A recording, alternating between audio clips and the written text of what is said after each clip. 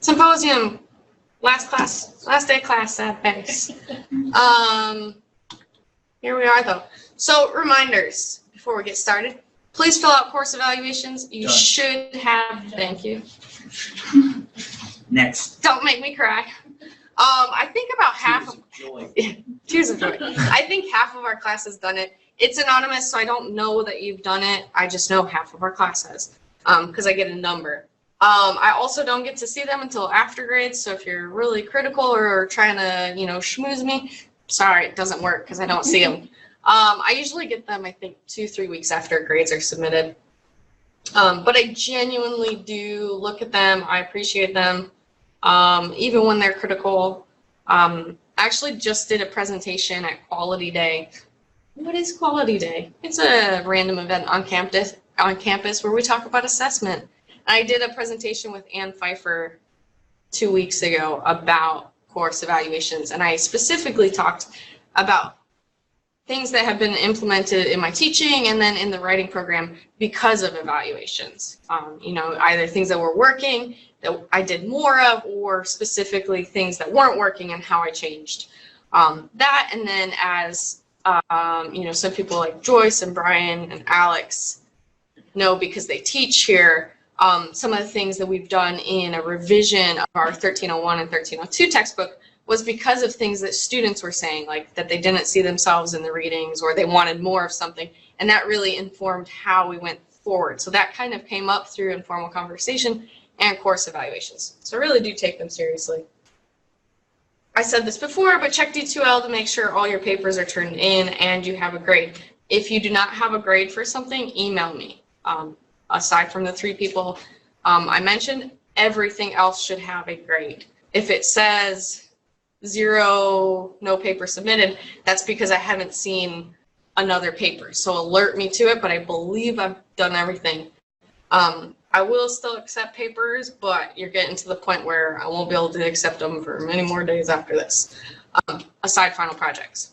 All right, final projects due December 9th at 5 p.m. via D2L on the assignments tab, remember. By the time those are submitted, I don't have much turnaround time, so make sure you submit them to D2L in the assignments. If not, it doesn't register through D2L, and I can't officially see that it's there and that it's graded. And they're really being sticklers this semester about grading through D2L. Just as a quick little cool thing before we get started on our presentations, there was this article, not like an article, but a list, the top 20 best-selling language titles. I don't actually know, it's by the Library Journal. I don't know how interesting or thorough or, how widespread this is. But I brought it up because, one, the very first one I looked at, it made me think, actually, Andrew, you're here, it made me think of a comment that I wrote to you today. It's called 4 Words for Friend, Why Using More Than One Language Matters Now More Than Ever. And so it's a lot of discussions we've been having, and especially people who have been writing their papers about bilingualism and trilingualism. It made me think of that. I just happened to comment on Andrew's today, and it was about, what is the benefits and challenges of translingual. Did I say trilingualism? Yeah. I meant translingualism, This chat book, it starts out, I actually just bought it, but it starts out with Merrick. He talks about that his first language is Polish, but he stopped using it, and so and it was really kind of forced out of him through kind of family and through school, and so now he only has about a 7th grade education with Polish, which is his natural language, like his first language, and so he kind of talks about that loss in his introduction and what that means and how that shapes how you think, but also growing up specifically bilingual, he also has like things that he knows he pulls from that first language. So it's really interesting. Like I said, I've just started it, but it's really fascinating. What I also thought what was really cool about this is there's people on here, especially in our class we've read. So we haven't read Jonathan Alexander, but Jonathan Alexander is the editor of a book called Unruly Rhetorics, which you will recognize many of the authors or at least some if you've taken any classes with me. So we have Circulating Voices of Dissent, Diana George and Paula Matthew. If you've probably taken any of my class, we've mostly read Paula Matthew. John Trimber, the Stephen Salida case, Public Rhetorics and the Political Imagination of U.S. Composition. You will notice, just because I saw his slides, you'll notice Deb Mutnick in Andrew's presentation. You will notice Steve Parks. Our ghost is back for the last class. You'll notice Steve Parks, who we read Parks and Hachelef, piece about Twiza, the Twiza project. Nancy Welch, I don't think we read it in here, but we probably did in civic writing. So I thought that was really interesting. On top of that, so we have Unruly Rhetorics. We also have a piece called Provocations of Virtue, Rhetoric, Ethics, Teaching of Writing by John Duffy. We didn't read him in this class, but I think some of you have cited his work. He has a book called something about our roots, and it's about the Hmong population. And he's in Composition and Rhetoric. You'll also see Surrender, Feminist Rhetoric, Ethics and Love and Illness by Jess Restaino. This is a really interesting book. And so these are people who are in the very small world of composition and rhetoric, and yet kind of cool that they're on a top 20 best-selling language titles. Again, I don't know how diverse this list is, but I thought it was really amazing, first of all, to see like people I personally know on here. But I think especially this first book, and then what I looked around from Babel around the world in 20 languages, like if you just read some of these, you can tell that this is very much about language and multilingualism, particularly Babel around the world in 20 languages. 4 words for a friend, why using more than one language matters now more than ever.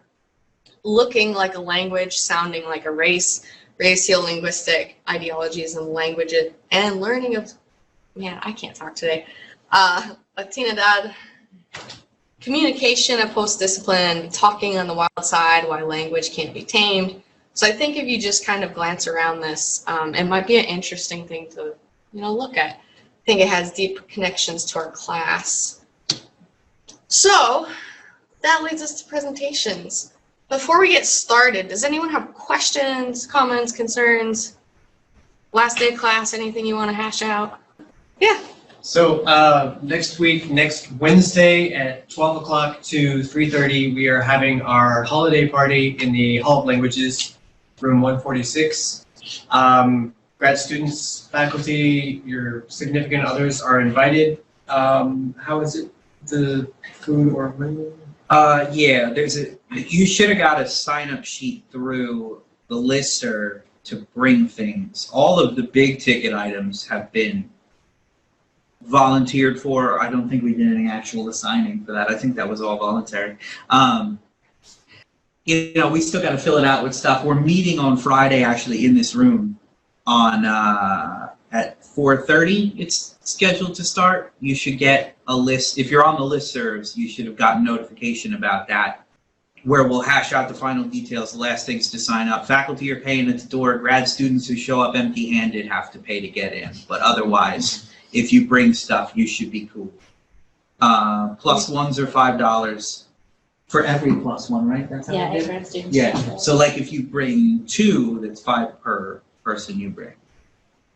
Wednesday, 12 to 3:30, Hall of Languages 146. Which coincides with a celebration that might also be happening. Yes. Perhaps we should tell them. Yes, the celebration of student writing. Also for any of you who, I know some of you might still be working. I don't know how long the high schools, middle schools go. But from 3, actually is part of the party, 3 till 5 on that same day is the celebration of student writing. So what that is, if you don't teach here, is every 1302 student presents kind of like a science fair for English presentations, but they present their ethnography and go around in this conference room, huge conference room. in the Rayburn Center and kind of ask questions. And it's really a chance for students in 1302 to kind of show the project that they've been working on the entire semester. And it's really cool too, if any of you have 1301 students, or if you have high school students who will be coming here for 1301, feel free to tell them to come here and see it. I think it's a really good opportunity. Joyce has brought her high school students before. I think they enjoyed it. They were, you will? Yeah. Okay. They're Cool. coming on their own since it's after school. Okay, yeah, that works out well. But everyone is more than welcome. We'd love to see you if you can make it. And the holiday party, if you can come in person, even if you Skype into classes, of course, you're more than welcome. I know some people might still be teaching though. All right, when does high school end? When in the December? Like the 20th. Mm. For us, Yeah. Okay, so you're still going. Yeah. Just skip. Skip a day. That works. star test week. It can be this. Yeah, star test. Okay, I think that's it. Andrew, are you gonna start us off? Yes, sorry. I was trying to unmute the microphone and I Okay. couldn't figure out what was going on there. I have these slides for you. Is there something else I should have, or just Nope. this? Yep, that's good. Okay. So if you want to just let me know, I can forward along. Perfect. Thank you very much. All right. So today I'm going to be going over relativity of the chronotope, the effect of time and space on language and composition. This is going to be a little bit more of an abstract and kind of overview of the chronotope because since it's something that I'm sure a lot of us aren't familiar with. I figured I'd kind of get a blanket overview of what it is and who key players are and things like that. So I won't be going into like in depth specifically with a lot of different things, but we'll be giving you general ideas on a lot of different aspects of the chronotope and what it plays into. So next slide, please. So we're going to be discussing how this idea came up and why I decided to go through this particular route. Some of the keywords that you'll see come up and the definitions, some of the key players that are currently working and have integrated the chronotope into some of their papers and talk about it with relation to composition, language, etc. How this connects to our class and some of the papers that we've read and why it matters, as well as a little activity. I'm going to preface this as well. I'm probably going to go over time, so I'm sorry. But next slide, please. But next slide. Yeah. So this email is kind of what started it all. We got this first email from Dr. Pauschek, and this was meant for us to come up with a tool that we utilize in composition. And so, of course, the first thing that came up was language. I thought of language immediately. We need language in order to compose, in order to write anything. And so I figured that was the tool that I wanted to look up. So next slide, please. When looking up this idea about language being a tool for composition, this quote stuck out to me, and it's kind of been something that stuck with me throughout the class, and I wanted to delve into a little bit more. So the quote is, "We write, and in doing so, recontextualize both the knowledge we write and the context of that writing into new being. However, language theorists offer a further destabilization to this model by positing languages as themselves the emerging outcome of practices. Just as knowledge is, from the adaptive transfer model, located in practices and hence in time as well as space, rather than being posited as outside the material social realm, so language is, by theorists, conceptualized as a local practice, its nature always emergent as it is continually subjected to reproduction and revision through practices of its users." This is something that was quoted by, or written in Horner's Writing Language Composition, the Academy and Work. And it was Pennycook's statement in his, his statement of local practice that kind of stuck out to me as this idea of language being something that takes place locally. And so I went and looked into his book, Language as a Local Practice. And the first thing that started it all, or the first sentence that comes up, is the book. This book is about language, place, and doing, about language as a form of action in a specific place and time. And so that idea about it taking place in a particular place and time led me to finding out about this idea of the chronotope. Next slide, please. So the chronotope was, I guess you could say, invented or conceptualized by the Russian philosopher and literary theorist Mikhail Bakhtin, and he defined it as a literally time-space, or the time and space to the intrinsic connectedness of temporal and spatial relationships that are artistically expressed in literature. So he initially meant this to be used as a means to analyze literature, novels, the authors, and the context that was taking place when they were writing their novels or their ideas. And so that kind of developed over time with relation to composition and rhetoric, and is now kind of defined as the useful instrument enabling a precise and detailed mobile unit of context. This unit connects specific time-space arrangements with ideological and moral orders, projecting possible and preferred identities. So next slide, please. In simplistic terms, it's essentially the effect of time and space on an abstract idea, composition, context, so writing, art, theory, language, and object, etc. So how time and space affects the context of something or the idea of something. And so this then goes into our keywords. Next slide, please. So you, of course, have the chronotope, and then context, language, locality, accessibility, time and space. These are all things that come up consistently when individuals are discussing the chronotope, because it has to do with the time and space of what's going on, and the accessibility has to do with space and time as well. I'm not going to go over the definitions because these are all things that we're very familiar with, but it was something that I really wanted to delve into further, and then found some key players, that have written recent works that deal with the chronotope, and even some inadvertently dealing with the chronotope. So next slide, please. So Jan Blomeyer is a Belgian sociolinguistic professor at Tilburg University in the Netherlands. He's mainly concerned with the issues of language and culture and globalization, and one of the key players in discussing the chronotope. And he discusses it in a kind of a linguistic perspective, as far as language goes, and constituting language as like a social fact. And it's this context that turns language into this social fact.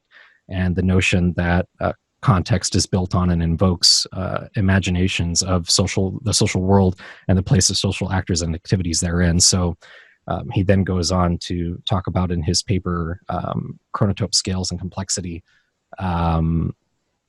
and states, this really long quote here is kind of just an overview to give you like a precursor to this next statement that I'm going to read off. It's towards the middle at the end, and it starts and it says, available resources are not always accessible to all, and differences in accessibility result in differences in meaning, effect, misunderstood, disqualified as irrelevant or untrue, pointless or trivial. Aspects of accessibility bear directly on the scope of communicability. If I have access to the best possible and most widely understood typical resources, chances are that my words will be heard as tokens by many. If I lack such resources, I lack such chances.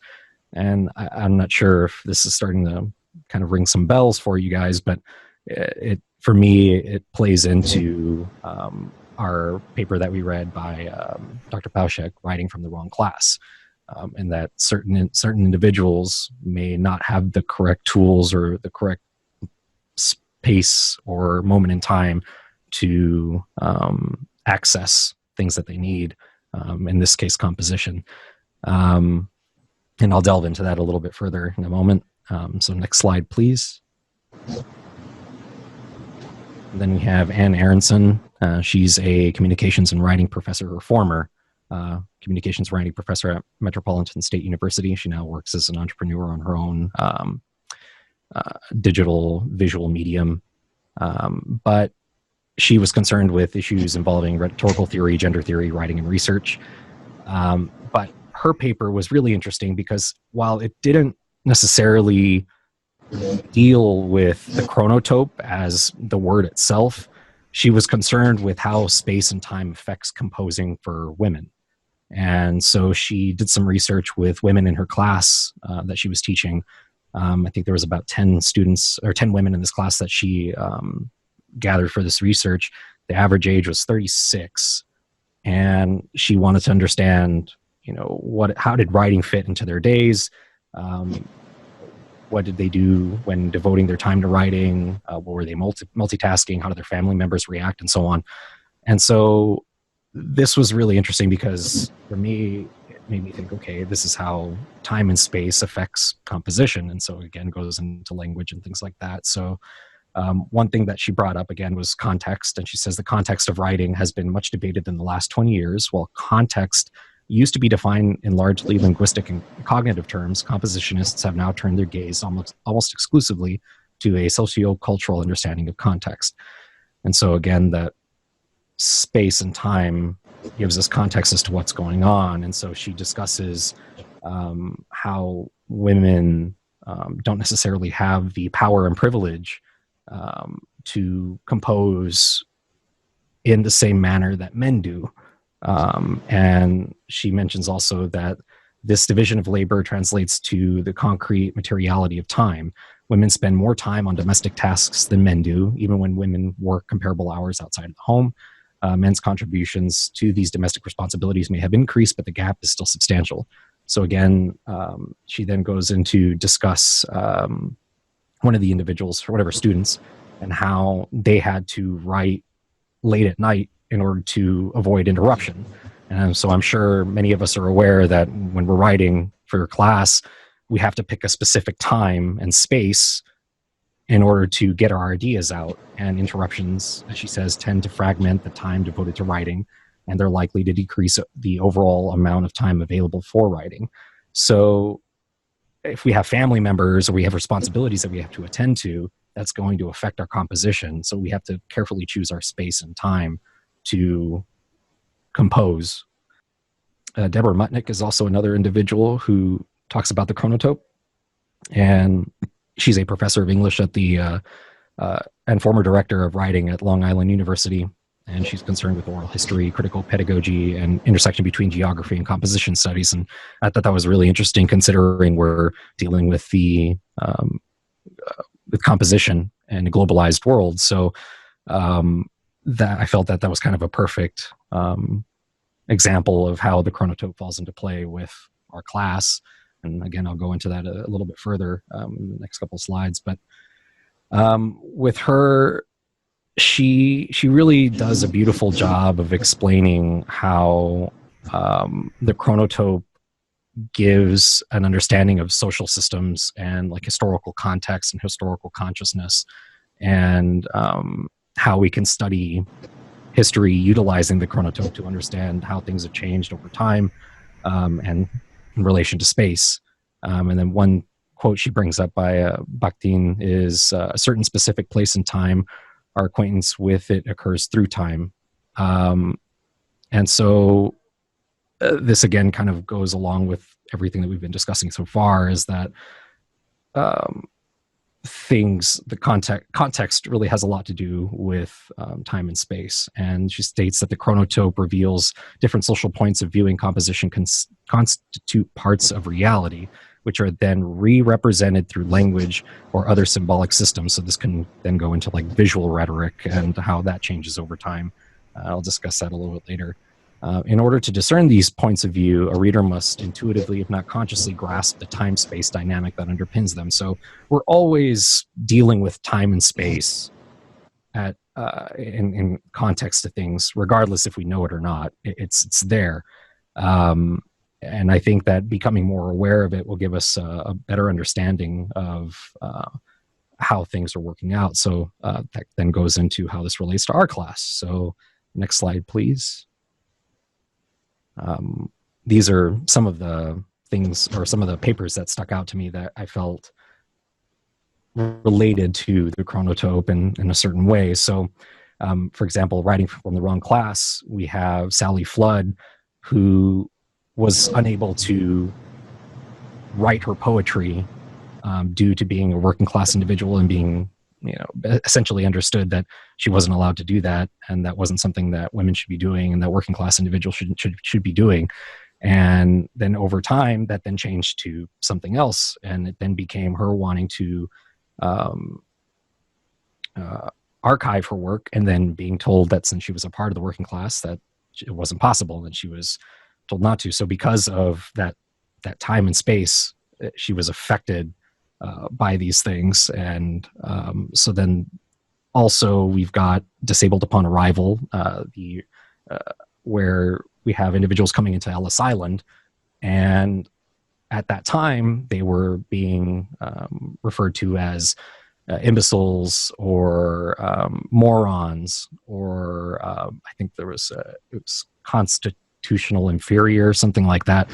And so those words at that time prevented them from being able to, and in that space, prevented them from being able to make it in America. They were cast aside and essentially being labeled as inferiors. And nowadays, I think if somebody was called a moron or an imbecile, it doesn't quite hold that same weight as it did before. And so that's kind of a play on that. And then you've got Assembly Line Americans, where again, you have individuals at that moment in time were brought in so they could learn English and work on these assembly lines in that time and space, and then were, in order to become these great Americans and speak English accordingly, and then make American parts and so on and so forth. And then if something like that were to occur today, it would just, I don't think anybody would stand for it. It would be seen as like this racist endeavor. And I think, of course, that was kind of what Vincent Portillo was kind of trying to get at, is that wasn't necessarily something that was helpful, more demeaning. And then I've got these quotes off to the side where Dr. Pauschek was mentioning this last week, and it made me think of what I was writing about, where she stated that there are places and people that this class would not work with.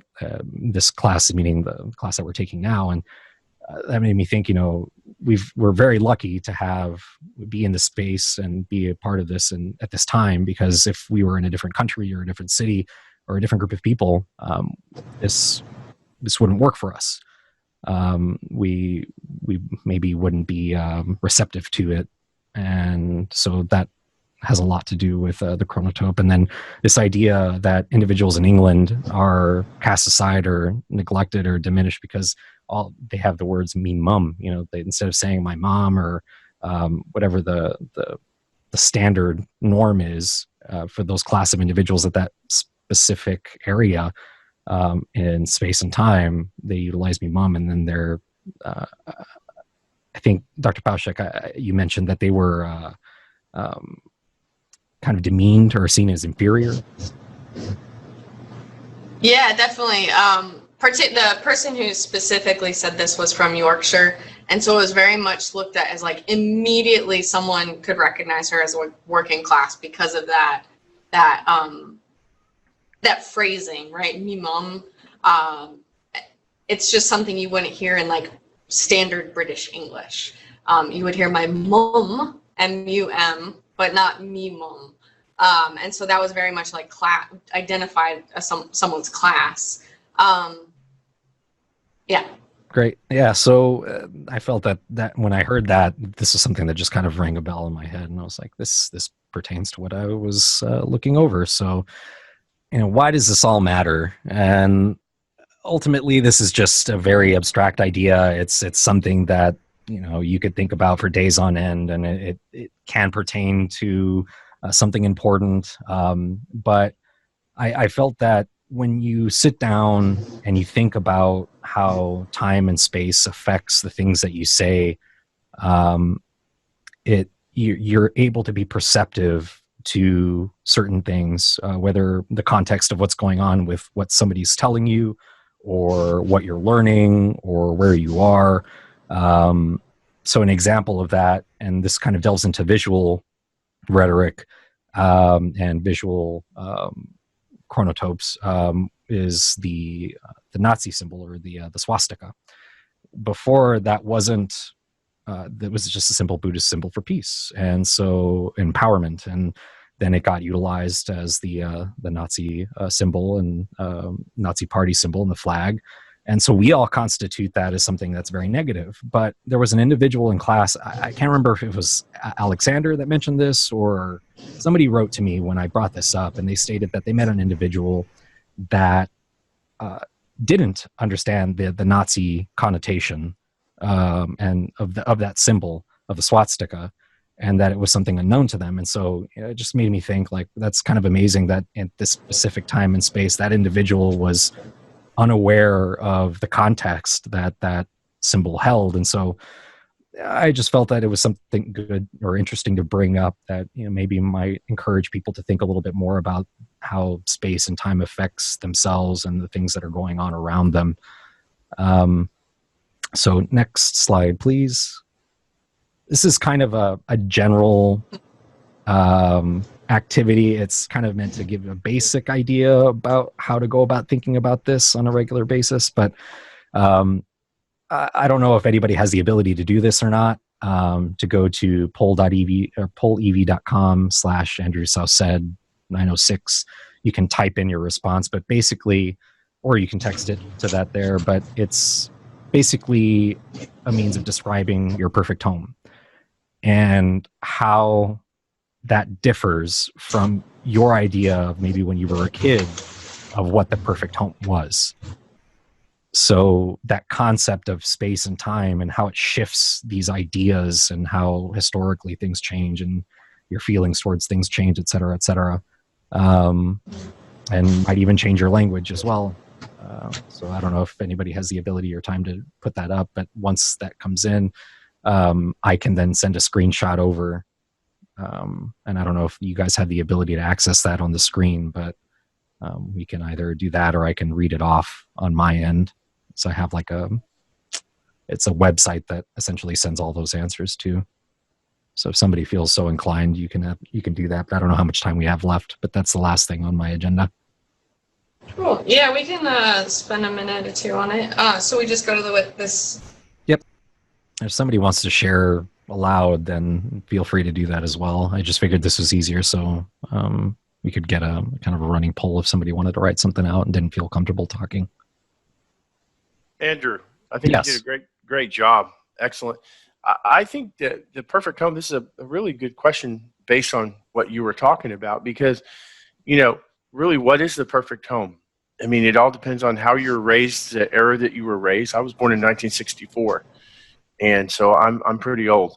So, you know, what was defined as the perfect home at that time were, you know, where your parents together and things like that. And I remember talking to my mom one time, and I came home crying, and she's like, "Well, what's the matter?" And I said, "Well, Bobby, he has two sets of parents, and he tells me he gets, you know, double birthday gifts and double Christmas gifts." And my mom said, "Well, you know," trying to explain to me, you know, 6-year-old kid, that, you know, it's a good thing to have one mother and one father, and it's kind of complex, you know, and not that she was making fun of Bobby and his family, but, you know, she was like, "Well, you know, your mom and daddy are together, and that's a good thing, and, you know, we love you," and so but, you know, so it just tells you, you know, eras, history, and the complexness of what does make a family today is, you know, could be, I mean, it's changed the spectrum. So that's what I wanted to say. Great job. Thanks, Robert. I appreciate that. That I felt like this would be something that would give everybody an idea of how context, history, time, space affects your thought processing and your ideas on things and so on. So I appreciate that. Thank you. Just while everyone's filling this out, I have kind of 3 things I want to mention that your presentation made me think about. The first one I think I already shared with you all, but I'm not really sure. I shared it with one of my classes. Did I tell you all about, I forgot, I think her name is Fiona Hill, right? The analyst that spoke. Did I put it on D2L? So did I talk about it in class? I don't remember. She spoke at the impeachment trial. So if I have it up here, I might go ahead and play it really quick because I think it ties to, oh, okay, here I said it, Fiona Hill. So this is part of the impeachment proceedings. Thank you again, Mr. Chairman. I will not provide a long narrative statement because I believe that the interest of Congress and the American people is best served by allowing you to ask me your questions. And I'm happy to expand upon my October 14th deposition testimony in response to your questions today. But before I do so, I'd like to communicate two things. First, I'd like to share a little bit about who I am. I'm an American by choice, having become a citizen in 2002. I was born in the northeast of England, in the same region that George Washington's ancestors came from, and my family have deep ties to the United States. My paternal grandfather fought through World War I in the Royal Field Artillery, surviving being shot, shelled and gassed before American troops intervened to end the war in 1918. During the Second World War, other members of my family fought to defend the free world from fascism alongside American soldiers, sailors and airmen.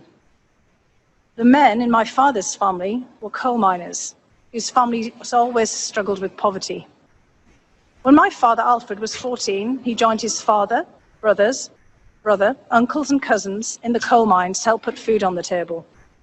When the last of the local mines closed in the 1960s, my father wanted to emigrate to the United States, to work in the coal mines in West Virginia and Pennsylvania.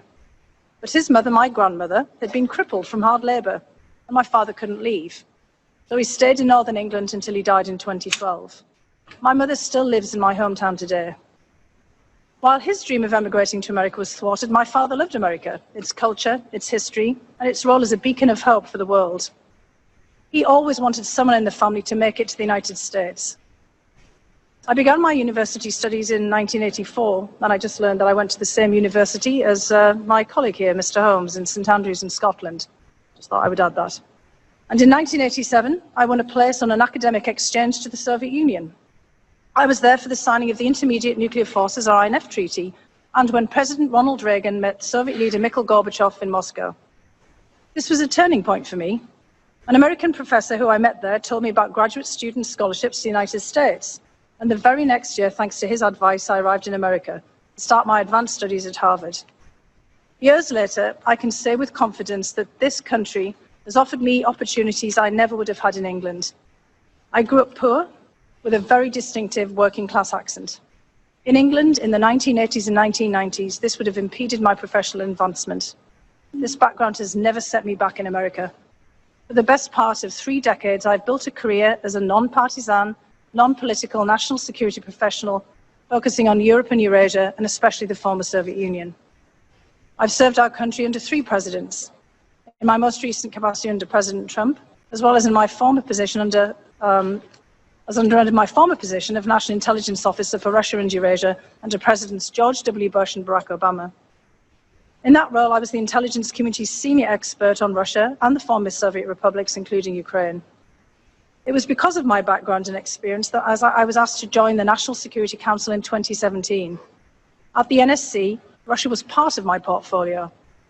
So you can watch the rest of it, but the main part that she said, so she talks about her background, she talks about her family's attempt to immigrate and then unable to, partly because of, she says one of her family members was crippled from hard labor, right? So we have this idea of not being able to move around because of what your kind of labor and class bring about, but then also the fact that she was able to move gave her access to opportunities she wouldn't have had in England because of her class, because of her dialect, because of her class dialect, right? And so thinking about what Andrew was talking about with that, but then also the way that we move or our inaccessibility to move, right? And how that changes and how that shapes, especially across time, right?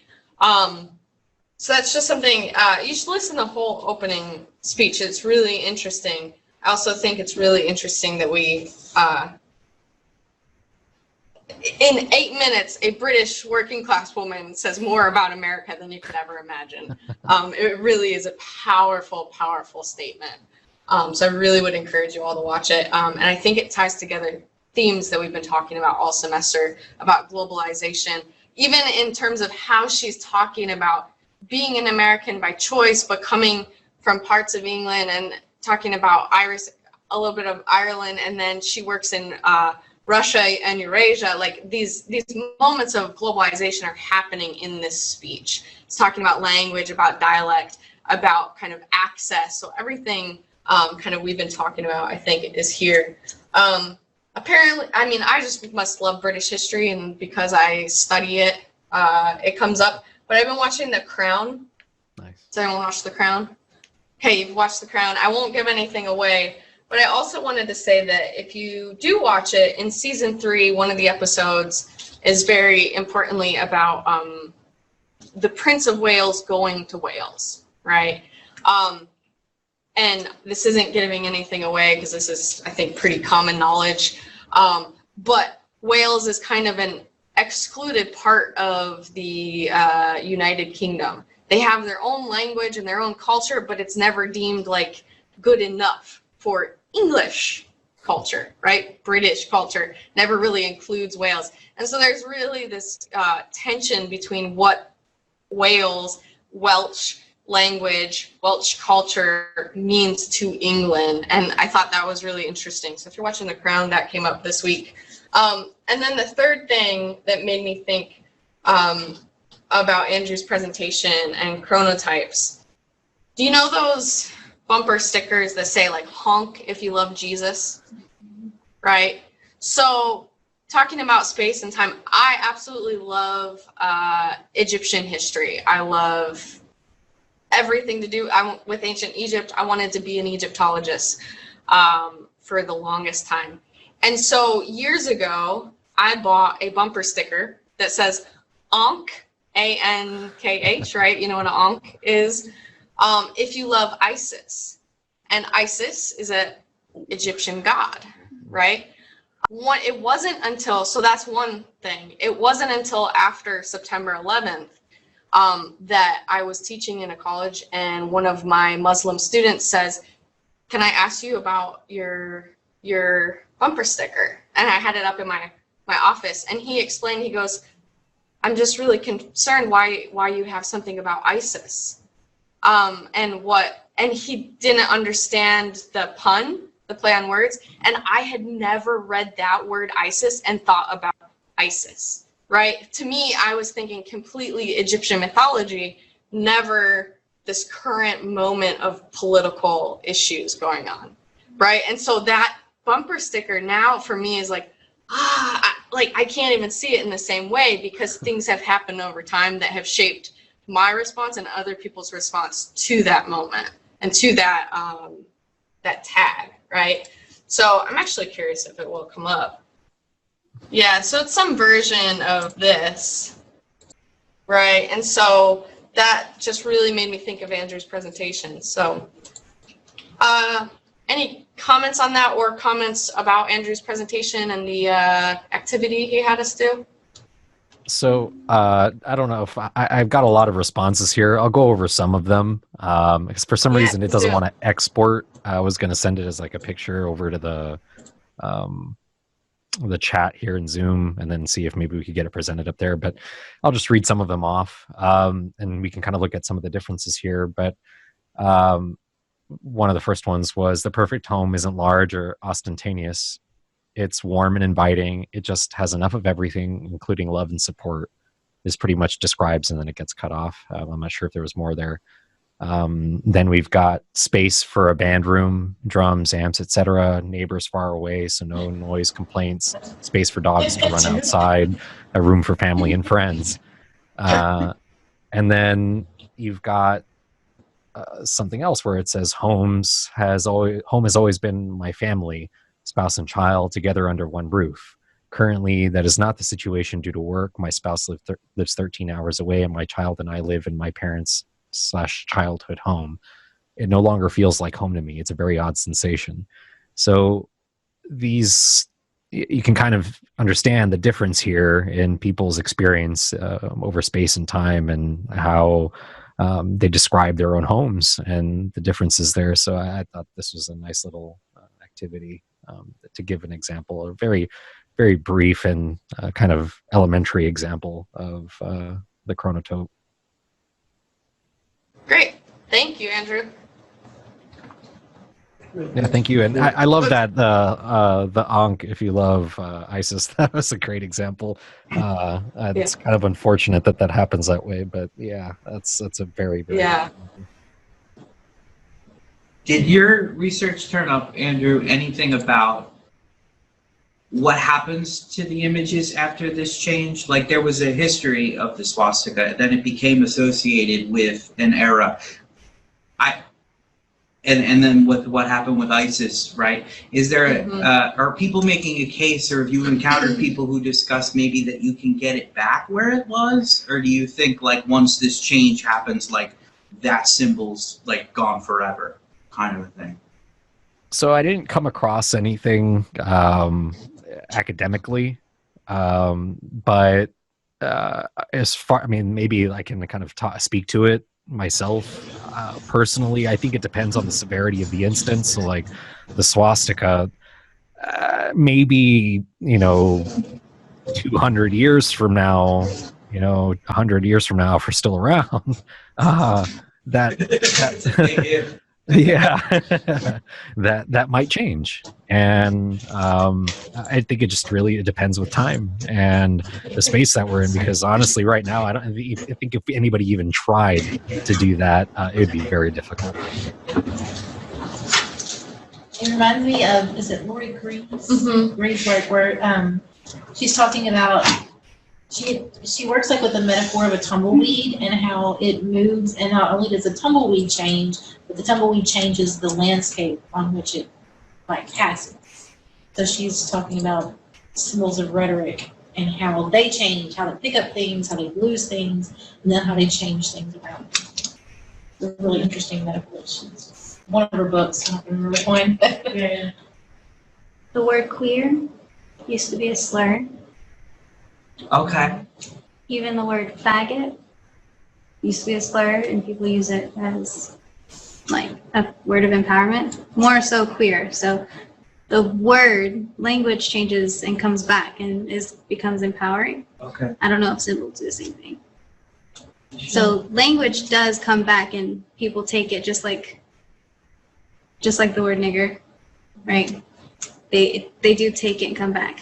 So, okay. But the N-word, I only said it for that one chance, but the N-word, it's both, it has been taken back, but it is still being used controversially, and it's in the news still today, like it is being taken back and owned, and queer is being taken back and owned, and being used as a slur, so.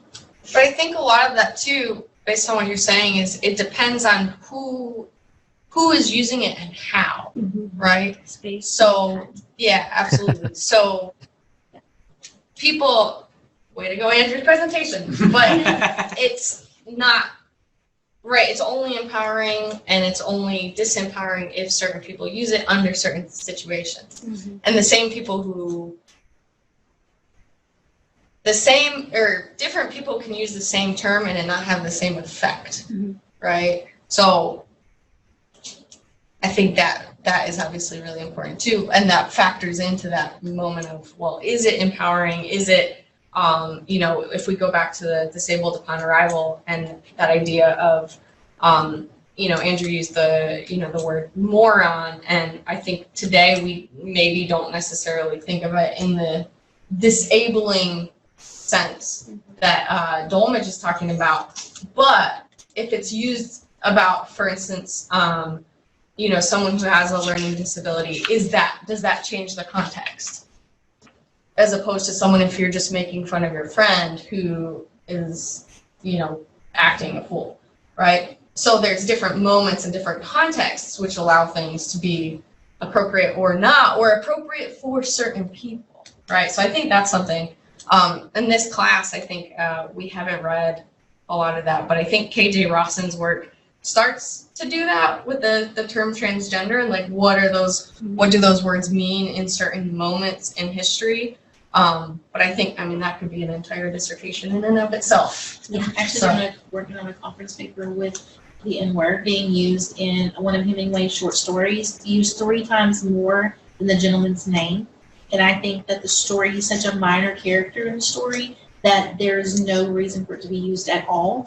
And I'm reading a lot of scholarship that says that the word can no longer be used as a descriptor for historical context and connection, that it still just implies oppression. It's still a slur. It doesn't matter if Hemingway meant it for historical context, it doesn't have the effect of people.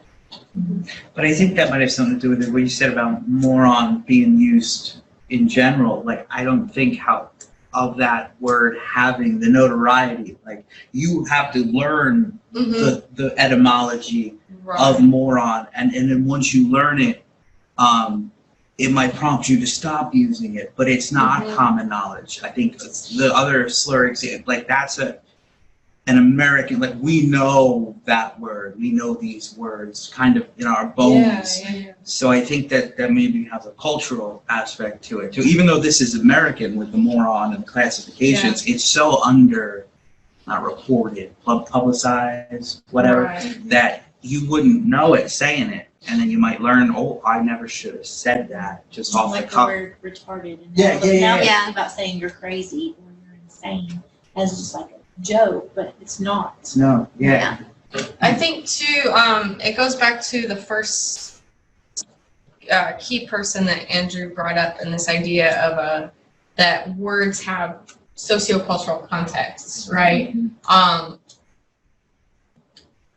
Words connected to, and slurs or descriptions of people connected to race, connected to being Black or Jewish or homosexual or, different, or Asian. There's different phrases that kind of come up historically that have a cultural and political context, right, that has to be remembered. Whereas certain other slurs, there's definitely no ranking whatsoever, but they don't have that cultural context in the same way. So for instance, like Joyce said, the term of crazy, right? That doesn't identify a group of people.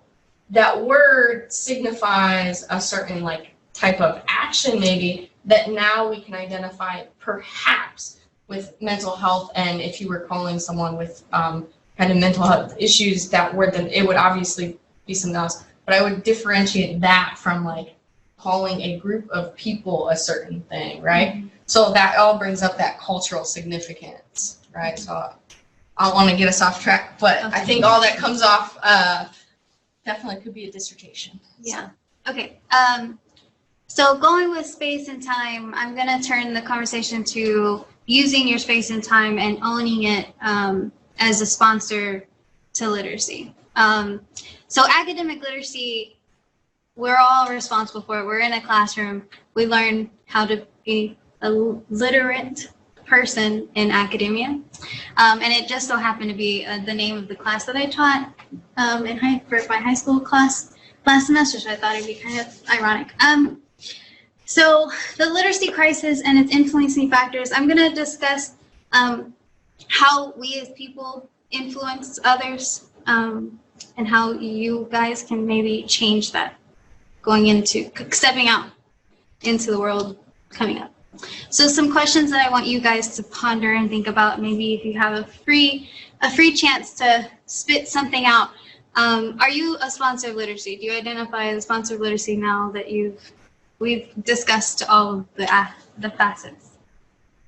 Yes? No? I think a lot because of this class, it's really helped me understand, what it means to be a sponsor of literacy, and so I think now more than ever I am. Yeah. I agree with you completely. So, who do you influence as this sponsor of literacy? Who do you directly influence? Think of maybe 2 people, or your community, or inside this room, or on the internet, or in your government, or who you work with. Can you think of 2 people? You don't say them out loud. As I was thinking of these responses, or as I was answering the questions myself, I came up with this word cloud. Okay. I am around so many different people. Everywhere I go, I can influence a person. Just by talking to you guys, I'm influencing you. We influence each other with our ideas. I'm spitting out ideas to you right now. And you're going to either understand them and learn them and take them forward with you for the rest of your life, or forget them and never do that again, right? So why do you remember this, or why do you go on and sponsor literacy for the rest of your life? Why do you choose this sponsorship? One of those things that once you're aware you're doing it, it kind of changes your behavior. Like, if like you're saying, the ideas that you're even voicing in class, your responses or how you address a question is going to affect the flow. I mean, we've been referencing Andrew's presentation since he gave it. Yeah. And we'll probably do it for the rest of the evening. Yeah. But now we know what to call it. Mm-hmm. So we can identify what we were maybe already doing, but can recognize it in a way maybe we couldn't. Yeah, exactly. Okay. So the literacy crisis that James Paul G. Discussed in his article identifies it as the what we naturally define as literacy is the ability or the inability to read and write. He mocks this and says that it's not really the inability to read or write or the ability to, but it's the reason why it's a literacy crisis because that it's caused by the social and cultural constructs that we've done to all of these people around the world. We've created these crises, and what's happened because of that is critical thinking deficiencies have percolated in school. In his research, he identifies different students that went through and answered questions and they weren't able to answer critical thinking questions, or and a few slides later I'll identify even today students are having the same problem. So this is in Tinberg and McDonald's articles, and they identify the same issues: literacy crises and students and children not being able to, or even not children specifically, but people are not able to, adults are not able to understand how to read effectively or how to write effectively to understand what they should be doing for their community, or what they could be doing for their community. Okay. So how are sponsors impacting them? How are you impacting the people around you? How McDonald describes it in her essay, she explains that there's a refugee writing center, and they have she interviews different tutors and community members, and she asks them a question of, why did you choose this job? One person responds and says, I wanted a challenge, and it would be inspirational to me because some of these kids come from backgrounds that you wouldn't believe. When they were in Africa, they were almost killed with bows and arrows and stuff like that. I put this in here because the person that said this identifies with something that's higher, something even monocle, than the students that they teach.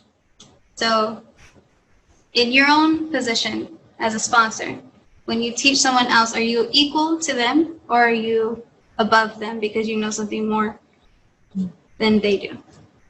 Consider that.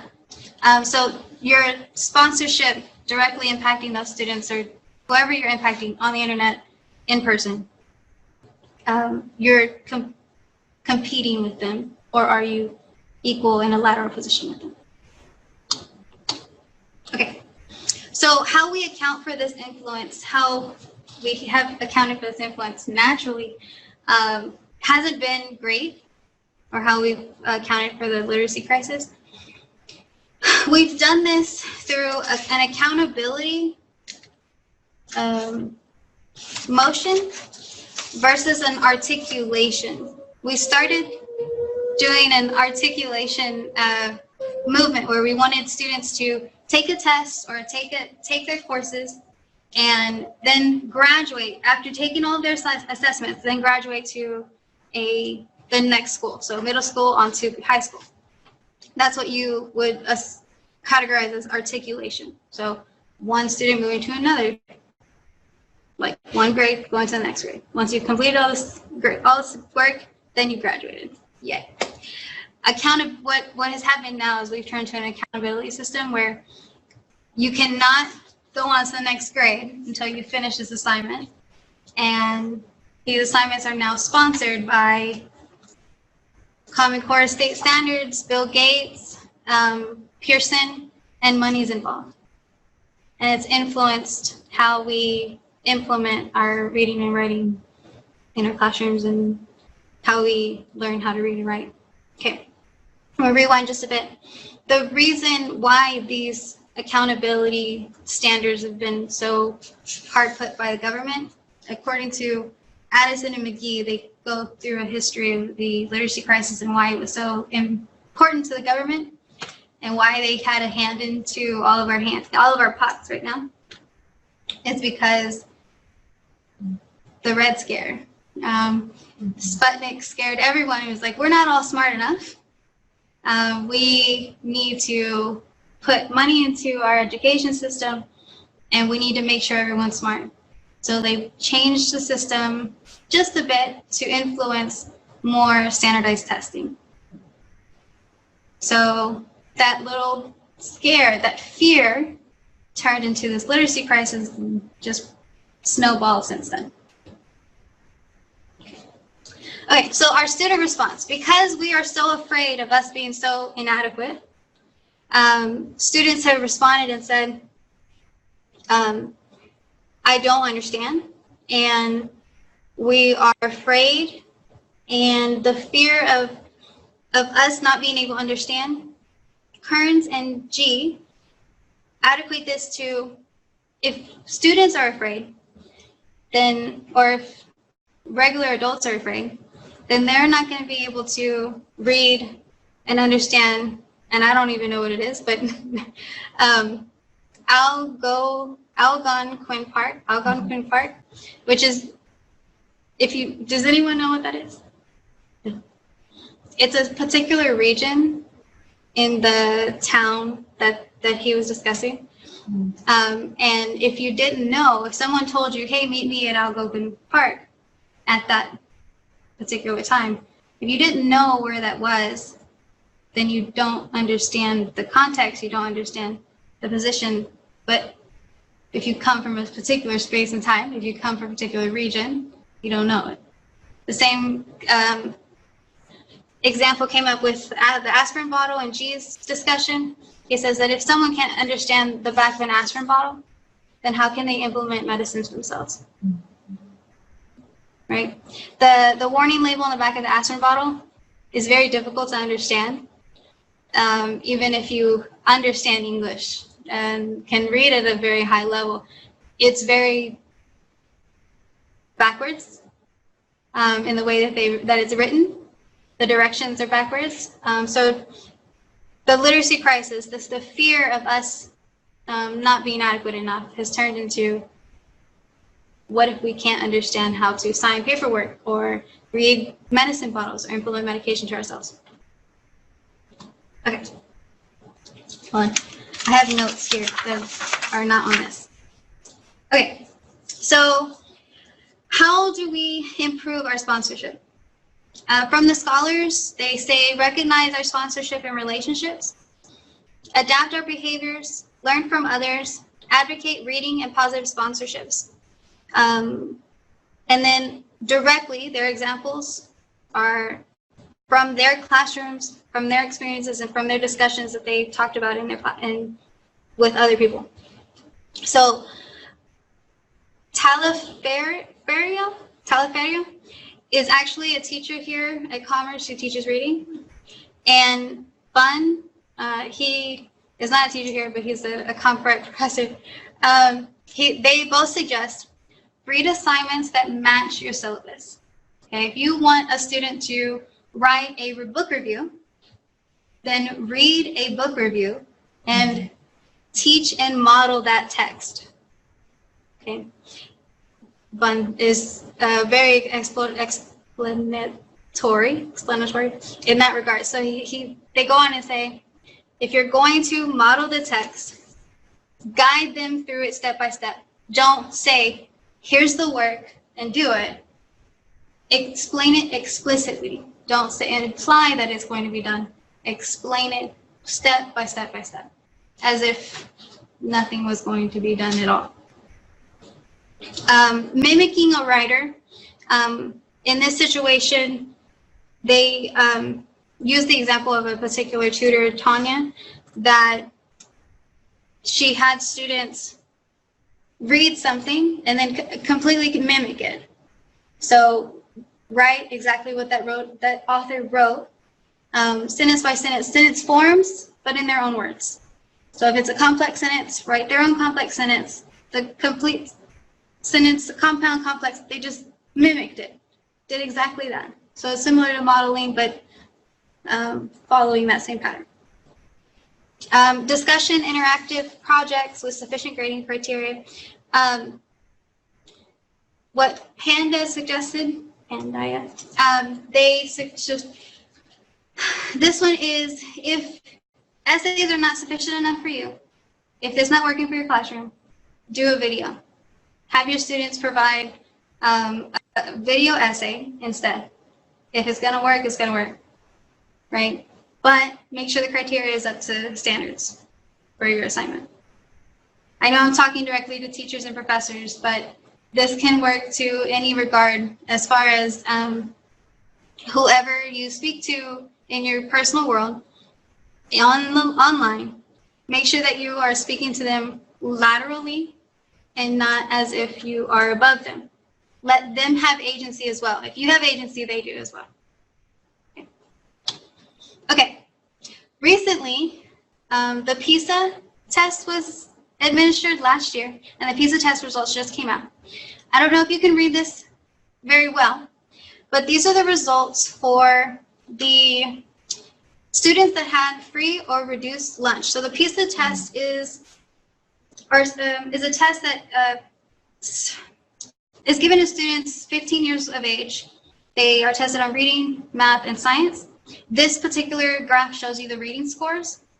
If you notice, the first two bars say 75% or more, 50% to 74.9%, and the rest are 25% or less. Okay? So the graph is really difficult to understand. And I think they did this on purpose, so it was kind of misleading. Now I want to tell you that just under 25% had an adequate or U.S. average reading score of 505. So 25% of students that took this test, which is 5,000 students, or 5,000 to 7,000 students took this test. This was the score that represents the United States. This test was taken for the United States and 40 other countries. And this is a test the United States government says, hey, we did this, we're this good. Oh my gosh, look at us. But our reading scores are very low and don't represent a very high number, or don't represent us as an adequate nation. Okay. If you look all the way down to the bottom of this, from 2000, when the score was implemented, to 2018, our score has not changed as in regards to reading. Okay. However, if you look at Peru, now imagine the shape of Peru. Peru is a very small country. The United States is very large, and I understand it is very, very difficult to implement good reading standards and education. But Peru has improved 73 points over a span of 18 years. Whatever they're doing right. Taking all of this in. Okay, so another reading professor, I haven't spoken to them. However, I looked on their syllabus, and I do this for fun. And I've also looked on SMU's website, but they don't put their syllabus out publicly, and it really bothers me. But so reading professor David Brown has on the end of his syllabus, which is really helpful, about 3 pages of reading information. So if ever you need help with your students or anything, if you're a teacher, there is resources out there. There are resources out there. He's very useful with all of this little things. I have a link here, and I can put it in D2L if you'd like, if you need it. But, and there's my work site page. All of the good people. Questions, comments, concerns? I'm constantly learning things from my students who tell me that they're not good students. And when they tell me that they're not good students, I tell them, you are an expert in something that I know nothing about. Mm-hmm. I have students. I have one particular student that she broke my heart when she told me, but she said that she battles because where she was from in India, her husband's from a different part. And when they got married, her husband's family made fun of her because of the way she talked. And she's inadequate. She basically said she's inadequate. She's not good enough. Everything she does isn't good at her home, and she feels the same way at school. You're doing fine. You're doing your assignments. You're coming to me to get help. It's fine. Like, there's nothing wrong with you. And there's a disconnect with what she understands and because of where she was raised and how her culture is. So, yeah. The way that we sponsor or teach, but also I'm learning transfers over into like after, because my husband is a manager and my high school students like go apply for jobs with him. And we don't talk about it because we try to keep it a little separate, right? But he asked me about this one girl, and he was like, I'm just confused because she seems very intelligent, but she was very reluctant to answer. He told me who she was. And we probably shouldn't have talked about it, but y'all, we're going to stop recording. I said, well, I can't ask, I don't ask her questions in class because she's afraid of getting it wrong. But if she writes it to me, it's brilliant stuff. Mm-hmm. He's like, oh, well, that makes sense. So he was not going to hire her because he was afraid she couldn't communicate at all. Mm-hmm. She had no confidence. And I was like, no. Because some teacher has put her down so much that she is afraid to express herself just by answering a simple question. Mm-hmm. That's what made me think of when you were talking about how we affect them. Like, you're affecting them forever. Yeah. You can't even get a job. And there's also like the good points, like, because I had an English teacher, like, our once, I don't know, one of the years in high school. They were like, what do you want to be when you grow up? And I was like, I want to be an English teacher. And she's like, you may want to choose something else. Oh, I had someone tell me that too. My counselor. Yeah. My Because, high school counselor. like, she was like, you can't teach proper English because you have dyslexia. What? So, and it was really great when she called me and was like, hey, do you want to come work for me? And I was like, no, I don't. Like, no. But yeah, like it affects you, but it can be a good thing. Like, that was my motivator for sitting in this class. I mean, I was like, I'm going to do it and I'm going to go like all the way. Just keep going. So, I mean, yeah, we affect people, but it can be, try to make it good. I think another important point is that there's no neutral position for educators with sponsorship. If you're not sponsoring in a proactive and intentional way, then you'll come across as sponsoring in a more negative way, perhaps even seeming as though you don't feel like, the students that come through your class feel as though you can get to that point. It's kind of almost as though you don't have a belief in their abilities. So I think it's important to maintain a positive outlook, in situations like that. Jacqueline, is your presentations up here somewhere, isn't it? You said? I sent it in an email and you said you got it? Is it also on D2L? It is, but I changed a couple things. So the one in your email is the latest one. I'll check that out right now. Right, close your eyes. Yeah. Everyone, close your eyes. Don't look at my email. Before we get started, I want to mention this because I think that I think I would be a really bad sponsor of literacy if I didn't mention this. So I think that one of the I've mentioned this to a couple people throughout the semester, and I think one of the difficulties of being a teacher and talking about language, and a lot of the concepts, I don't know if you all remember, but I mentioned a couple times in the semester that there's maybe triggering moments, right?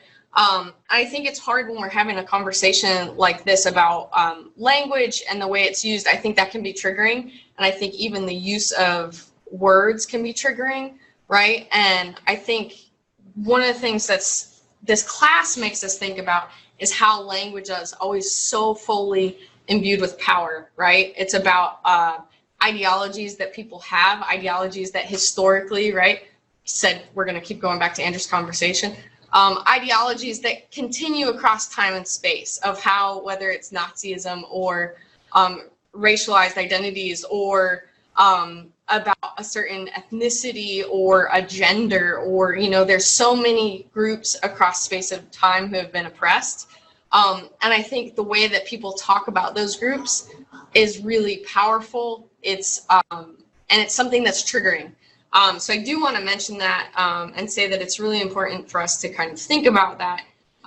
I'm also thinking too about a moment where Joyce had mentioned Lori Grease. What came up is Lori Grease. Actually, I know her personally. I also know her scholarship, and in a conference presentation, she said a couple racial slurs as a moment of talking about her childhood, that things that were said to her, right? And the question came up of, is it appropriate to talk about that and use the slur in the context of you're removed from that time, you're removed from that space, but you're not a part of that group, right? And I would say, I think a lot of people, it's this huge controversy, I would say, in the field of composition and rhetoric. And there are many people who defaulted on the idea of it is hate speech if you use it in a derogatory way.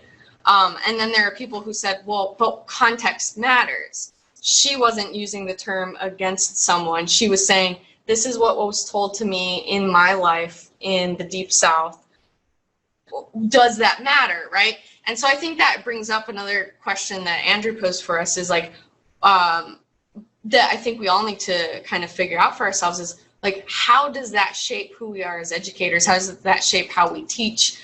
And specifically what we teach? Like, do we allow people to talk about that? Do we allow certain people to use certain words, right? We've kind of talked about how they change across time, but like, who changes them, right? Who has the power to change those terms or the power to reclaim a term? Just when I pose that question, does anyone have comments on that? Like, who has power to reclaim a term or to challenge it? I don't know. I feel like with that specifically, I mean, I've asked you, because I haven't encountered it on an institutional basis, how we feel about trigger warnings back when I had to teach Dreams and Nightmares for the first time. Because I recognize things in there that are potentially triggering. So for anyone who hasn't read Dreams and Nightmares, triggering things could be sexual assault, talk of sexual assault, talk of violence, talk of child. Yeah, especially, but in the abstract that's in there, but we got to remember this is a child at the time. So there were a few and other books that I've taught that have had racial language or sexual violence or both.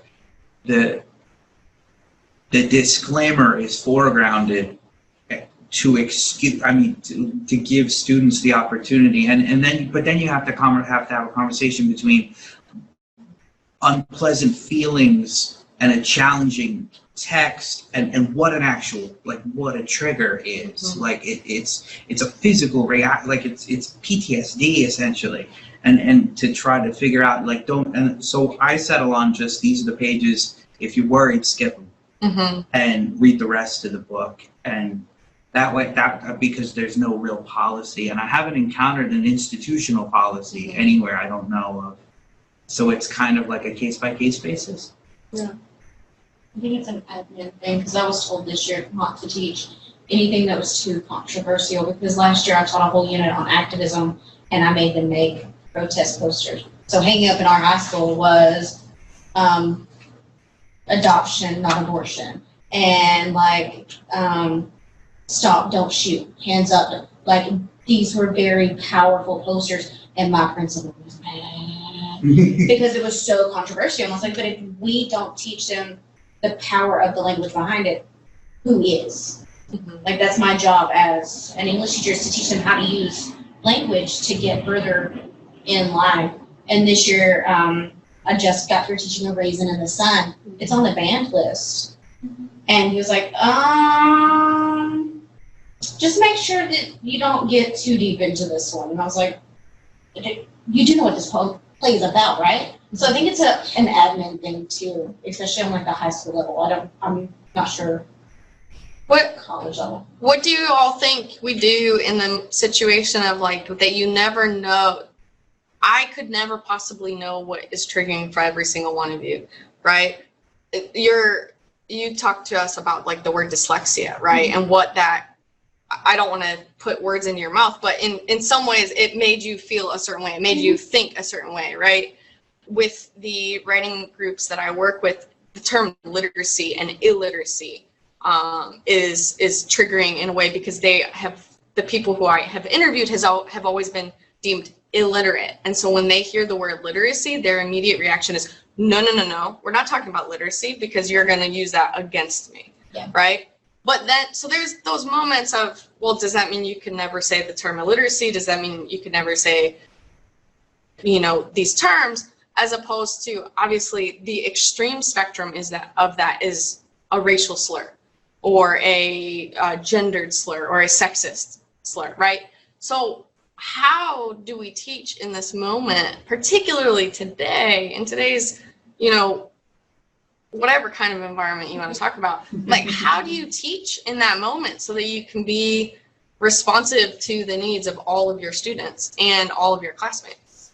I think it's really important to be able to do that. I think it's really important to have that open discussion with the students and start by saying, just write down on a piece of paper something you think is offensive or what is something that you would not want to say to someone else, and whether that person's a different gender, a different culture, or just in general. My students read To Kill a Mockingbird, and they absolutely say the N-word in the book. And when we get to that part of the book, we pause and we say, if you're not comfortable saying it in the context of literature, then obviously you can say just N or black, or you can replace it. But we have that conversation. I think it's important to have. But then to walk through it with them, like, why is it offensive, or how could you counteract that? What can you do against it? And in terms of reading books that might be offensive, I think it's always necessary to understand what the object is for reading the literature in the first place. And if a student feels, I don't want to say the word threatened, but if they feel uncomfortable with that book, what's an alternate that you could have in place? I've done that for students before, and with that they were more appreciative. And so they were willing to learn more from what we had to say with the class discussion, just because we were willing to circumvent, their discomfort in order for them to learn the topic. Let me ask you a question, and by no means am I trying to put you on the spot of like, oh, this isn't good, but this is an honest question. Who in that moment gets to choose whether they're uncomfortable? Is it just the person reading? Or can anyone in the class say, I'm uncomfortable with this word being said? I think that, again, that has to be a class discussion. And so we can determine as a group, as a collective, is anyone uncomfortable with hearing that word said? And then why are you uncomfortable with it? Not to put them on a spot and not to use why as a judgment, but can you help us understand from your point of view so that we can empathize with you and support you and validate your feelings? Because in that learning environment, everyone needs to feel validated in their feelings. And then we're in there as a learning community. And so then that learning community learns that empathy, that it's that social emotional learning that they don't otherwise get, especially when working with inner city students. They don't learn that aspect of it. But then if the whole class isn't uncomfortable with hearing it, but someone's uncomfortable with saying it, that's when they can choose. So again, it's not just a one-time call. I think it's per class, per group. Every class period, we have to have that same discussion. And it's not something that I can dictate because it's their learning involved. I don't know if that answered your question or not. Yeah, I think so. I mean, I'm just asking questions, right? Would who you, and I'm asking everyone in here, would who you are as an instructor change your response to what you allow your students to say? I have. Yes. Because I teach in the demographics of my school are very different than what I grew up in. So my students see the N-word as like, bro, dude, like, and I don't see it that way. I was raised, it is very racial. It's very, like, the connotations are horrible. So my first, 3 years, it was a battle every day of that's not appropriate. If not everybody can say it, nobody can say it. Mm-hmm. Like, if we can't share the toys, we'll take them away, that kind of thing. And finally, one of them sat me down and was like, we don't mean it in a bad way. Like, for us, it's actually almost like a coming of age kind of thing. Like, one of your students said this. Yes. Because I was like, I'm so confused. So they're like, let's talk. It's the acceptance of their group. So they use it in that term of like, bro, dude, hey, how's it going? And I'm like, still don't. I let it slide now. It's still like nails on a chalkboard to me, but it's their culture. And but there's a difference of you saying it, right? Oh yeah, no, I'm not. No, that would be horrible. So it's like this weird, I don't want to override their culture, but at the same time, I'm like, it's a weird line to walk. I agree with that almost entirely. I teach kindred. There are words in that book I won't say. What students do if they want to do a presentation, how they want to handle that, I leave that up to them. I don't dissuade them. We have that conversation as it needs to, but I don't. I won't. We don't read it out loud. It's not like we spend time going through the book, but as an assignment, it's going to come up year after year after year. So that's been just something I don't want to insert myself in it. I won't say, I won't read parts. So I just leave that up to presenters, if that's the book they choose from the list to present on, how they want to handle it. And then they talk about what they want to do with it. Yeah. And I just stay out of it entirely. So I think one of the things that made me think about this is because in both of our presentations already, we've been talking a little bit about agency. And one of the things that I don't think we've gotten to in this class yet, but I think we kind of have started getting there. And then, one of the things I'm hoping you carry forward is really just how, and this is also coming from me reading multiple response papers and discussion papers and stuff, but how particularly linguistic racism comes into play when we're talking about translingualism, and how language is often connected to racist ideologies, right? And so, of course, Asawanue does this better than I ever could. But a couple of things that, even in my own classroom, in my 1301 students, have come up this week particularly, that, I had a moment where I'm like, wow, I was not equipped to deal with this. A student who flippantly kind of said about a group of Korean students, just, well, I can't understand that group of students. They use that strange language, right? And so there was nothing overtly, if you took that sentence and removed it from context, there was nothing overtly wrong with that sentence. But when you put it in the context of the students he's talking about and the ways that he's identifying, I can't understand this group of students over there, and marginalizing them because of the language dialects they speak, right? All of a sudden that has ties in my head to like there's more racial undertones to that. There's also kind of linguistic racism going on there of judging someone because they look different, they sound different, therefore they are different, and I can't identify with them in this classroom. And so one of the things I don't think our class has talked about, but is really like how to deal with those moments that come up, I would say on an everyday basis, if you really pay attention to them. Anytime you're in I would say this week across this campus, in administrative roles, in like every level, there's things of like, people referring to, like not being able to pronounce the names of a non-American group of students, right? I can't always pronounce every student's name. Not everyone can pronounce my name, Kaushik, right? But there's a difference when people talk about a group of people and then kind of just flippantly rule it off as like, I can't pronounce that name. Right? And so I'm just kind of curious before we go into the next presentation, like, how would you deal with that? How would you deal with that if you heard it? How would you deal with it in likely what will happen in your classroom at some point? Like, how do you deal with those moments? It has happened. And I think the first few times it happened, I didn't really know how to handle it.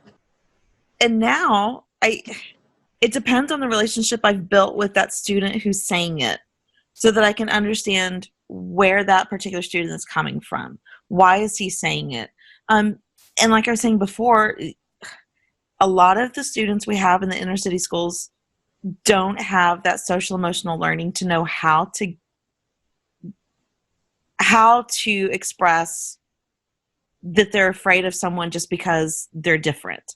And we would think someone in an inner city school always meets someone of different race, ethnicities, but that's not necessarily true. They're still predominantly grouped by similarity, so they're still pretty homogenous in the schools. The last time that it happened, I just simply invited that student into a conversation with, well, do you know them? What do you like to do?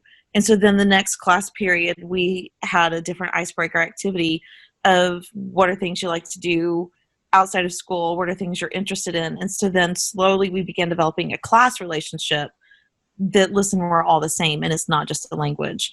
And it took several weeks. But by the end of the school year, they were all friends, and they were working together, and they were willing to partner up. Your answer makes me think, I'll give you another example of a class this week.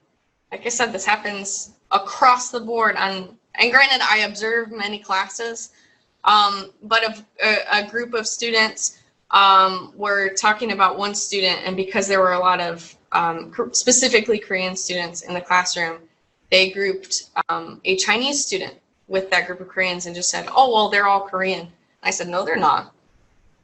And they said, what do you mean? I said, this student over here is Chinese, and those students on this side of the table, I said, they're from South Korea. There's a difference. And it was a completely dumbfounded look from the student, right?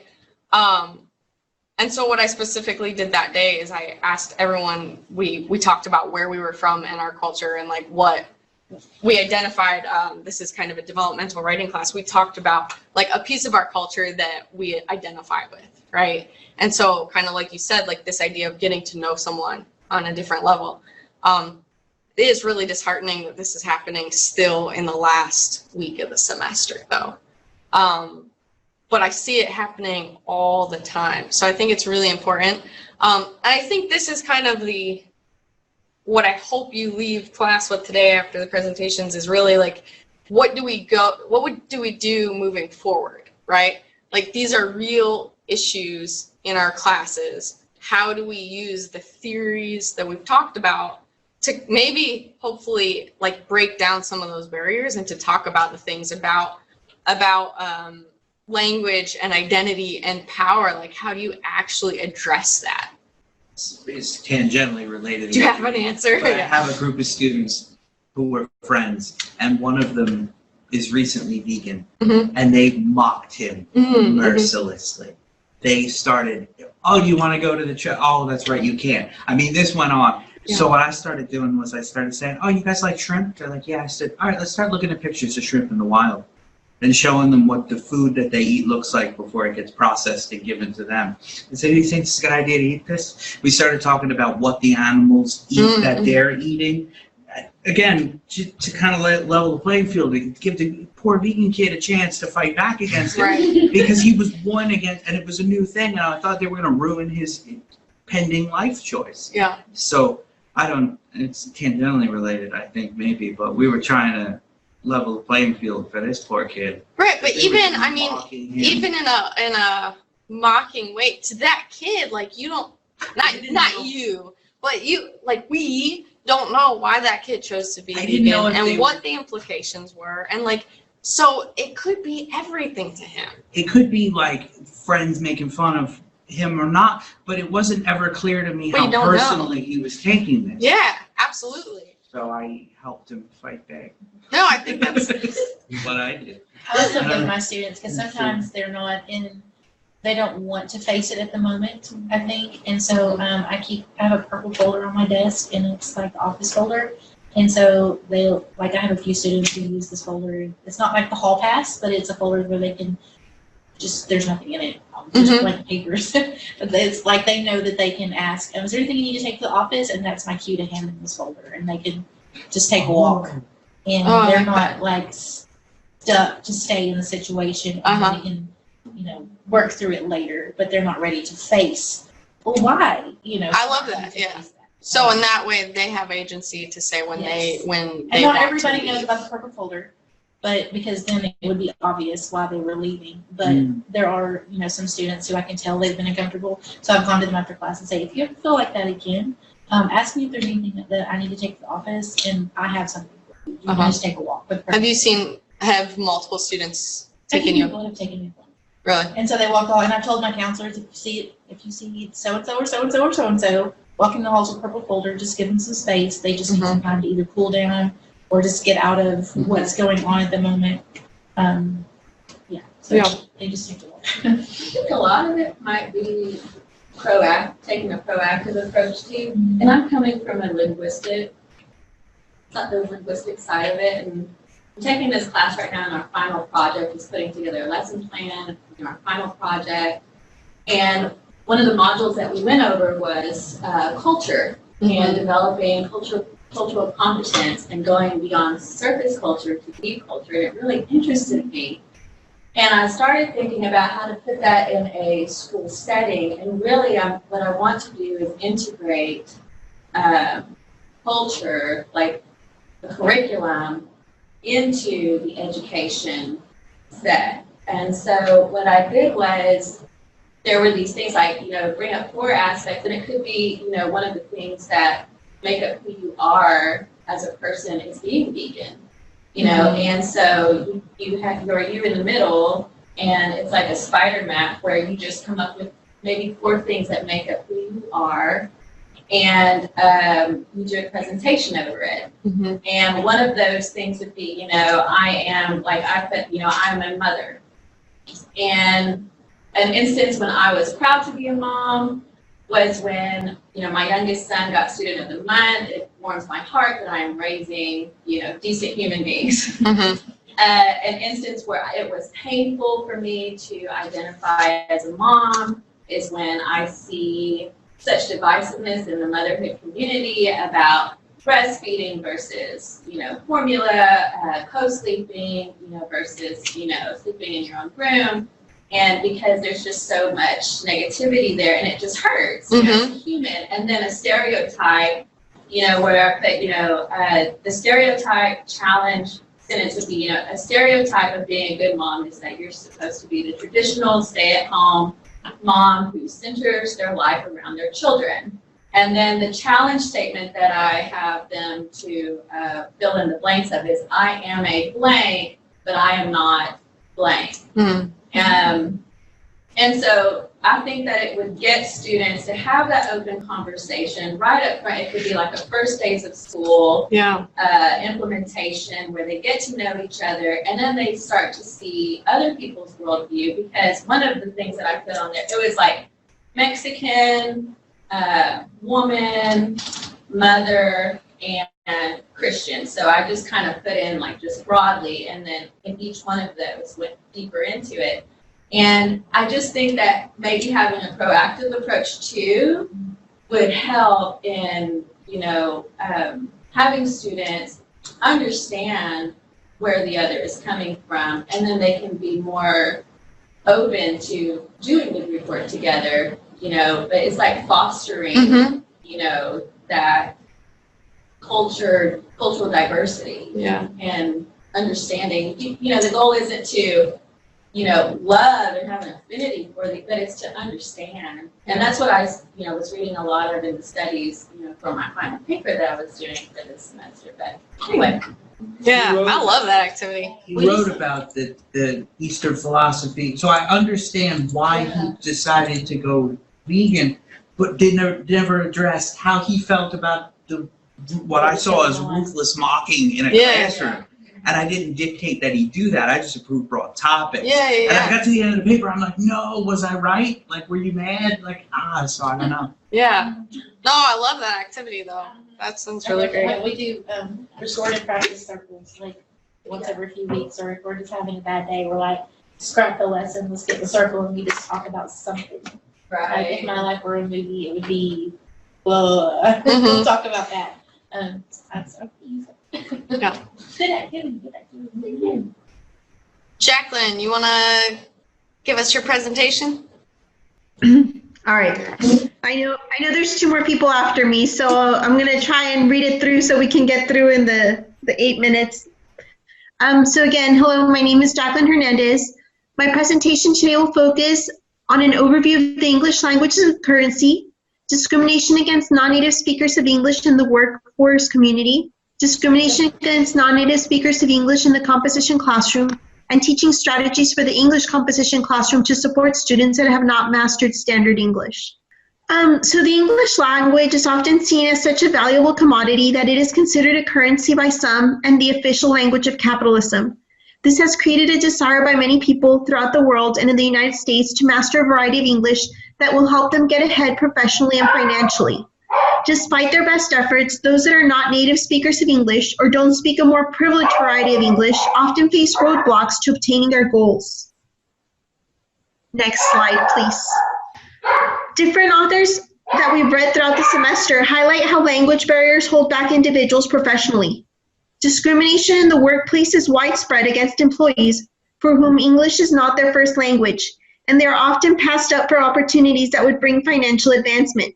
Catherine Pendergrast outlines a case of Slovakia, where its citizens were not given opportunities for higher-paying jobs in the European Union because they were not native speakers of English. Similarly, Vincent Portillo argued that employees at the Ford company were coerced into learning English to keep their jobs, but they were passed up for management positions once they completed their studies. And I have a couple other examples there on the slide, but for brevity, We actually, if you want, you can go. We only have one more presenter, so. Okay. Well, Lynette, again, there were examples of, for example, people having surgery to modify their tongues to improve their accent, and then of course the type of discrimination with the English-only policies. So the discrimination is faced by these people in all aspects of their life and employment in the community. And so the next logical step in my next slide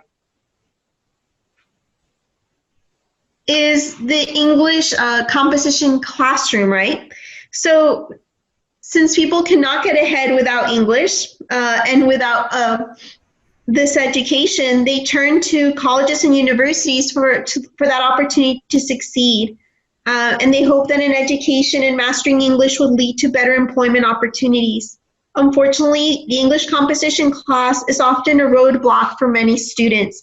and I see this where I teach, right? Our students are from all over the world, and they are extremely scared to go through the developmental English courses and then English 1301. So Paul Matsuda talks about this when he talks about how English composition courses in the United States are designed for native speakers of a privileged variety of English. The professors of these courses often refuse to acknowledge the linguistic diversity in their classrooms and design a curriculum that ignores it. This serves to reinforce the marginal status of those students by rendering them invisible in the professional discourse. At the same time, pedagogical practices based on an inaccurate image of students continue to alienate students who do not fit the image. This alienation is a direct result of the presumption that standard English is the only variety of English that can be recognized in the classroom, and therefore only students that have mastered standard English can be recognized in the classroom. The narrow view that only appreciates a privileged variety of English creates a hostile environment for students in higher education who don't meet this expectation. Students who haven't mastered a privileged variety of English are often segregated to ESL classrooms, developmental courses, and writing centers if they're admitted to college at all. In this way, English becomes a filter of diversity, including racial, linguistic, and socioeconomic. Students that don't meet the arbitrary standard imposed to admissions, a placement test, or English professors who design their courses for such students to fail are in essence denied the opportunity to a college education and the financial security it provides. So some have begun to question the fairness of this and want to help all students succeed. So how can professors make their college composition classrooms more welcoming for all students? And this is something that we've talked about throughout the semester, and we were talking about it tonight. But if you want to take just a few seconds, try to jot down a couple of things that you think that you would like to implement in your own classroom to make it more welcoming for all students. So just take a minute, try to think of a couple things and jot them down. We can discuss those at the end of the presentation. The next slides are going to talk a little bit about what can we do to help students be successful in our English composition classrooms. So the first issue to be addressed is that of prior knowledge. Many professors feel that it is not their job to teach what they believe their students should already know. This traps students that are not familiar with higher education in the United States. This might include ESL students, international students, and first-generation college students who come from a working-class family. Professors must make the time in class to teach the knowledge and skills their students need to succeed in the course. And so the next slides will talk about what are some of the things that sometimes people don't teach that would help students. And the first one is vocabulary development. Teaching vocabulary development. It's important to put an emphasis on vocabulary development for ESL students, but also for students who speak a less privileged variety of English. Vocabulary development will help with reading comprehension, and it will also help students with their writing. Students will have a greater vocabulary to express their ideas, and they will be less likely to plagiarize if they have the vocabulary necessary to paraphrase when integrating sources into their writing.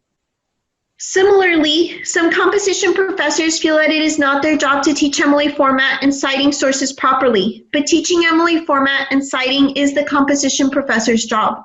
Avoiding plagiarism, in-text citations, creating a works cited page, paraphrasing, and integrating quotes must be explicitly taught during class time. Ideally, lessons should be put in writing, such as PowerPoint, for students to revisit online as needed. This is particularly helpful for students who are unfamiliar with the material or who struggle to comprehend it when first presented due to a language barrier. The way I structure my class is like a writer's workshop. So the course itself can be structured as a writer's workshop with an emphasis on writing as a recursive process. Many students believe that good writers are born good writers and they can simply sit down and write without pre-writing, drafting, revising, and editing. It is important to teach students that the best writers often have to write several drafts, revise, and edit before they are ready to share their writing.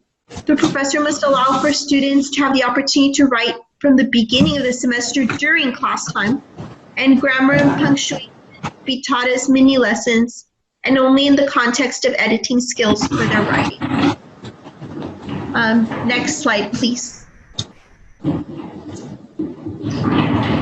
And then sometimes there's issues about how do we assess students' writing. And sometimes students start in one place in the semester and then they grow substantially.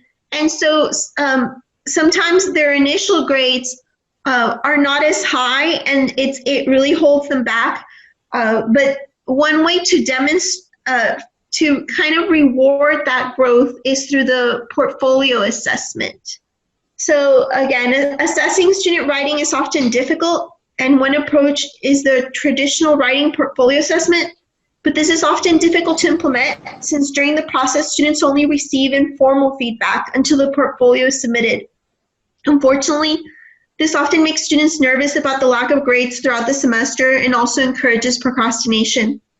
Instead, a modified portfolio assessment would be more beneficial. And I discuss that in the next slide. Students would complete the regular writing assignments for English 1301, and the professor would grade them promptly with feedback. Towards the end of the semester, each student would choose 3 past writing assignments to create a portfolio. The student would use feedback on the paper from the professor, plus the knowledge he/she has developed throughout the semester to improve each piece. The portfolio would include a reflective letter where they discuss the changes made to each piece and why they made those changes. And in my last slide, I promise this one's the last one, why this could work. This could work for several reasons. First, it puts an emphasis on writing as a recursive rather than linear series of steps. It allows students to use the feedback from their essays to grow as writers. Often students only glance at their grade when they receive their essays graded, and they don't look at the feedback or corrections from the professor. This is really frustrating for those of us that spend hours grading, right? Because they just glance at the grade and then they just put it in their backpack. But this would force them to really think about the writing again. This approach would also give students time to develop their vocabulary throughout the semester. And it would offer students that are unfamiliar with MLA format, citing, and other writing conventions more time to develop mastery of the knowledge. And finally, the reflection letter is a great way to implement teaching metacognition. And that's it. So I don't know if you guys have any other ideas. There are my sources. Any ideas about what other things you would like to implement in your classroom? I like the idea of the reflection process, and this is something that is also getting popular with our administrators. What, in your research for this, what benefits did, in what you read, what benefits come from a reflection as thorough as the one you suggest? Well, it makes them like think about their thinking, right? And it makes them think about why they're making the choices that they're making as they're revising their writing. And so if you have taught more things throughout the semester, like audience, tone, and things like that, they can implement those lessons that maybe you hadn't taught before their first essay was due. And so now they have more knowledge, and they can revise it marginally or substantially. And I actually have taught this way for years. And one of the things that I sometimes do when we have time is that they've already had several essays, and I have a very specific rubric for each essay. But we brainstorm as a class and we create the rubric together. And part of one of the criteria is what kind of growth does the writing show? Like, is the growth substantial? Is it just editing type of changes, or are they true revisions? And so by the end of the semester, they're able to help me put together a rubric that talks about that. Actually, I prefer process grading. I did it when I first got here. I used to take the rough draft that they brought to peer review, the peer review sheets they got, and their final, and that's how I graded the WAs. But I was walking around with a stack of paper like this, and I could not get paperwork back in a useful fashion. So I don't know if you have any kind of abbreviated strategies other than to do it once at the end, which is kind of like what WA5 has turned into. But I want to be able to do that. I prefer grade a process. I prefer see you turn this paper into this paper and grade that journey than let me just put all the points on this final what you gave me. But I can't do it. I can't even with the smaller classes, right? There's still. Yeah. Jacqueline, do you have an answer to that? The class size is difficult, and one of the things I do to give feedback throughout the semester is that I conference with each student in class during the pre-writing stage of every essay. So they either make a cluster, an outline, and they come up and we talk about it. And sometimes that's the perfect time to catch them, like if they're unsure or if they, you know what I mean, if they're about to go like off, because some of my students have never written an essay. An essay is a very American thing. And so if they just moved here, like let's say from Pakistan 2 weeks ago, you know, and that's often the case, like right before the semester starts, they move here. We have to talk about like, what is an essay? What is an introduction and all that? And so guiding them through the pre-writing helps, but then again, they learn so much that letting them revise those at the end, you could count that as their last essay grade. So depending on how you guys, the requirements you have for your writing program, you know, it's how you could work it in, because I know the grading is the big issue, the time. I always give mine the option. They can revise as many times as they want. Most of them don't take me up on the offer. But then at the end for my high school classes, our final is they are to choose one essay and then we revise that one. So they're choosing one piece of writing that they want to improve. So very much focused in. Yeah. Right? And so we spend, you know, one-on-one time in class working on those essays, but they have to pick it, whichever one that they want to work on. You also, when I was co-teaching, my co-teacher taught me that, like at the beginning of the semester, when you're first starting it, you're gonna look for the grammatical mistakes. So, okay, you didn't put a comma here. So it teaches them those small things. So it's more format, less content. And then as you're teaching the content and what that essay looks like, you're moving from what you're grading. And then like she would have one essay where she would just grade on punctuation and capitalization. Like, did you do it all? Did you miss one? Or she would make sure like, okay, did you have a thesis? If you had a thesis, it was a 100. Like it was, she graded like one aspect of an essay. So it didn't take her as long. Huh. Yeah. It was a weird, I've never thought of it that way. I'm like, oh, cool. Grading as a process. Yeah, it's grading as a process. I love the students do a lot of work for me with peer review. Like, do you have your presentation anywhere besides, do you have it on D2L? No. Or just in the? I can pull it up on Google Docs. I linked it. So, fun. But it's saying an error now. Jacqueline, while we have a moment. Yeah. Yeah. Do you use a textbook? Just as a resource, I have my own lessons, and I try to teach where I only lecture for like 15 minutes, and then the students actually do assignments in groups every class so that they get to try out the skills. So they actually do stuff every class, and it makes the class go faster, and you get more attendance that way because people don't want to, you know, when it's a lot of lecture, it's tough on the students. So, and then also if there's a grade attached to every class, it's a real motivator for attendance. Yeah. So what, and I might email you later, but what textbook do you use right now? Well, I co-teach, and we're to use the Norton. It's right here. Okay, the Norton, okay, yeah, I know that one. Yeah. Okay, sounds good. Yeah. Okay, let me do this. Okay, thank you. Still doing your research, huh? Oh, cool. She works at college where but she works at a different campus. Yeah. I'm at the Frisco. Yeah, you're at the Fresno I campus. don't know how- Yeah, I'm at the Plano campus. I used All to right. teach there. Yeah. Last but very not least, I don't know about that. In person, yes. I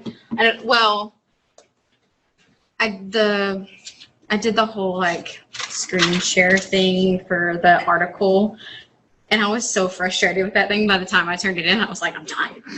I got to see it present, and I was like, hey, okay, it actually worked. And then I was like, I'm not doing it again. I'm not doing it because it's finals week for me and my students, and I'm just. So I was like, I'll just drive. That, and I'm coming at this like sideways and backwards and all sorts of ways. So hang with me because it's gonna feel like it doesn't quite fit with the class, but it's the way my brain works. So I'm sorry in advance because you all have to be subject to the way my brain works.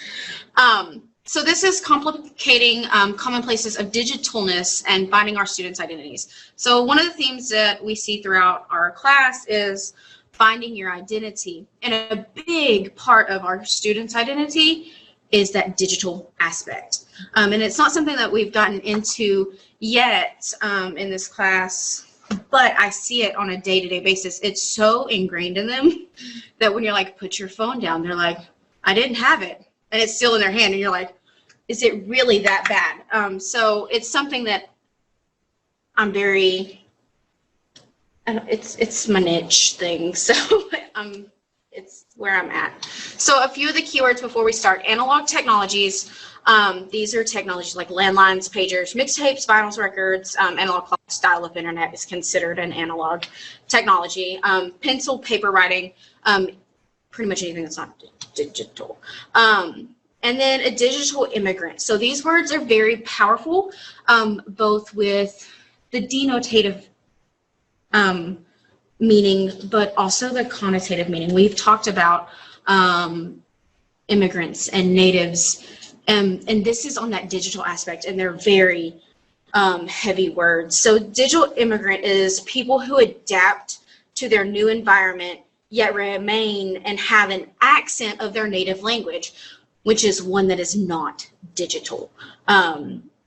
A digital native, according to Mark Prinsky, who I don't even know the guy, but we have beef because I'm very mad at him because he put people into these two groups in 2001. And so you were either a digital immigrant or you were a digital native. And these were students in his classroom born between 1980 and 1994. And they've been immersed in technology since they were born.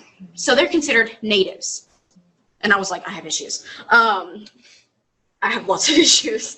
So, and then you have digital technology. So cell phones, computers, compact disc, digital clocks, any kind of Wi-Fi, word processors that use like digital-based delivery systems. So Word, Google, any of those systems are considered digital.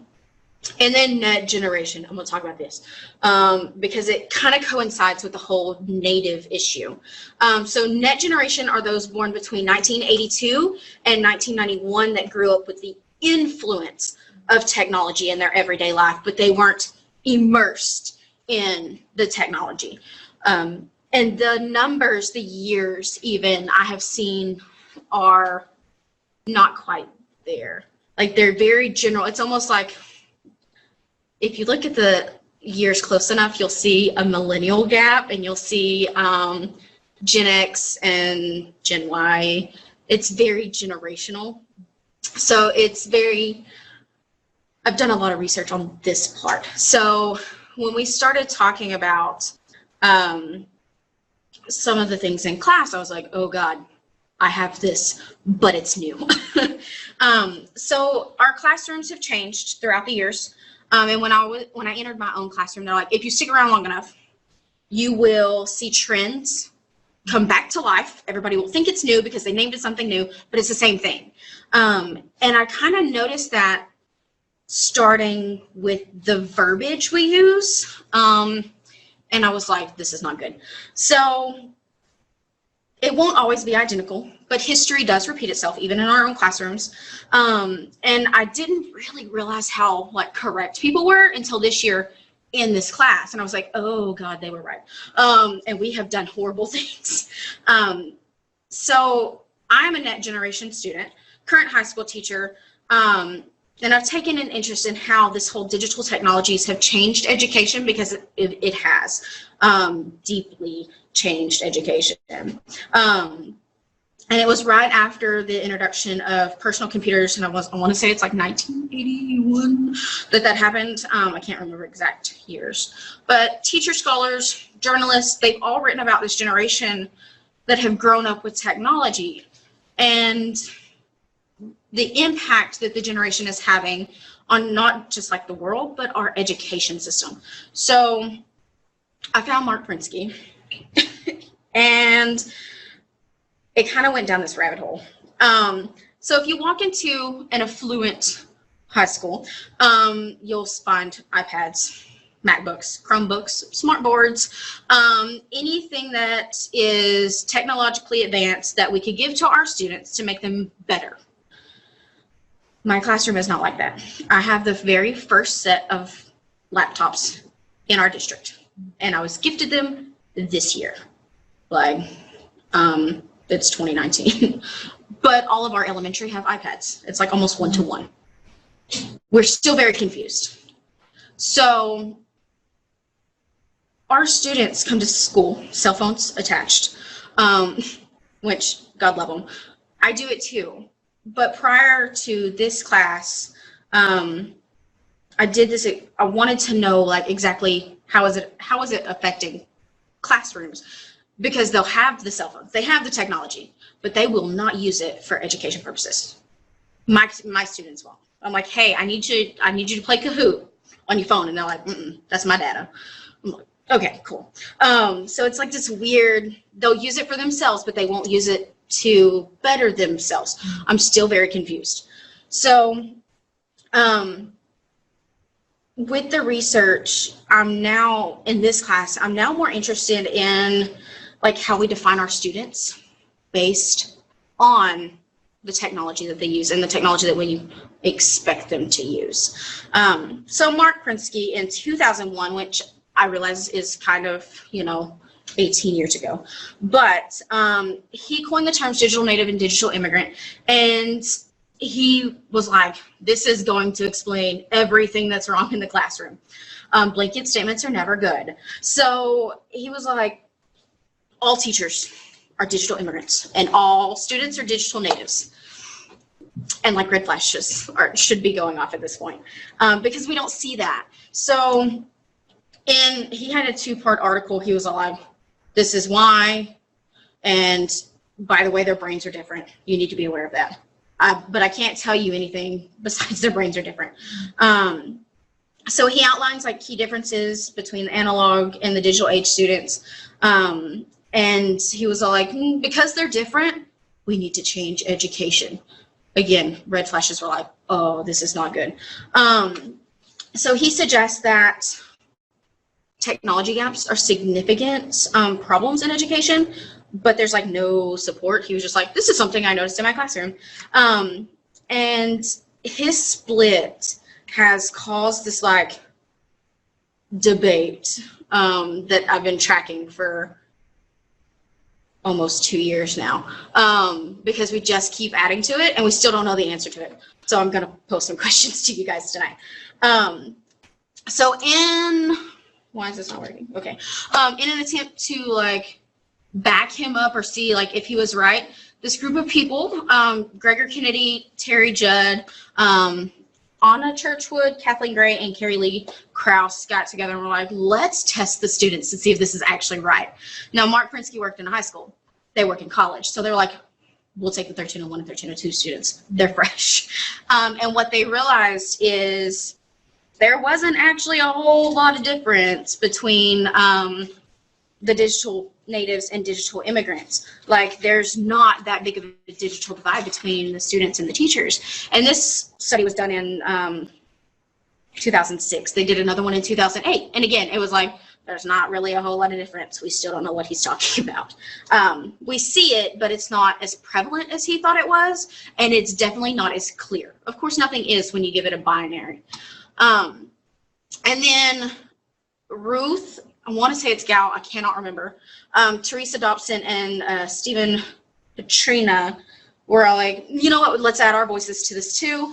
And they also said that there's not a statistical significant difference in our students that would deem it necessary to change our entire program. Like, we're going to keep it what it is for now. And if we see that change happening, then we change. But for right now, our students are fine. We're fine. Like, everything's fine. We still don't know what he's talking about. And they also realized that because Mark Prinsky put an age on it, he put years on it. And they're like, age has nothing to do with it. So even though I'm technically considered a digital native, and I do identify with that, I also don't quite agree with how he puts it, because he puts that age on it. So in here, some of you would be considered digital immigrants. Some of us are digital natives, but all of us know how to work this system. So we're all equals. This is where my issue lies. And then Kathleen Yancey, who, God love her, she was like, you know what? He's on to something.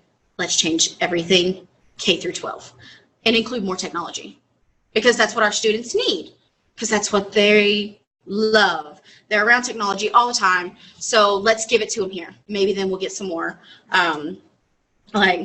better results. We'll teach them digital literacy instead of old time literacy. So they changed everything based on his observations and his two binary terms that he decided to place on two different groups. And everything, the way we compose, the way that we look at literature changed because of mostly these people. Christopher Jones can explain this much better than I can, but he did an extensive piece over like the implications of net generation and digital natives in higher education. And he defines all of the key terms I did, but he starts it with millennials, the dreaded M word, net generation, digital native, digital immigrant, and he works his way towards like being born digital. It's like this thing. And the digital melting pot. And instantly I thought of the Ford School and the graduation, and I was like, oh no, here we go again. But it's on this digital realm now. Instead of it being a physical aspect, it's a technological thing. So what my teachers before me were saying about history repeating itself, it is, but on a digital plane. And I didn't fully realize that this is what was happening until I got to this class. So this gets into how it relates back to this class. So this is where we start. So Bruce, lovely Bruce, Homer said that we imagine that we want to be English only. Monolingual native speakers writing only in English to only audiences in English. Well, if we take that and turn it with digital, it's the same thing.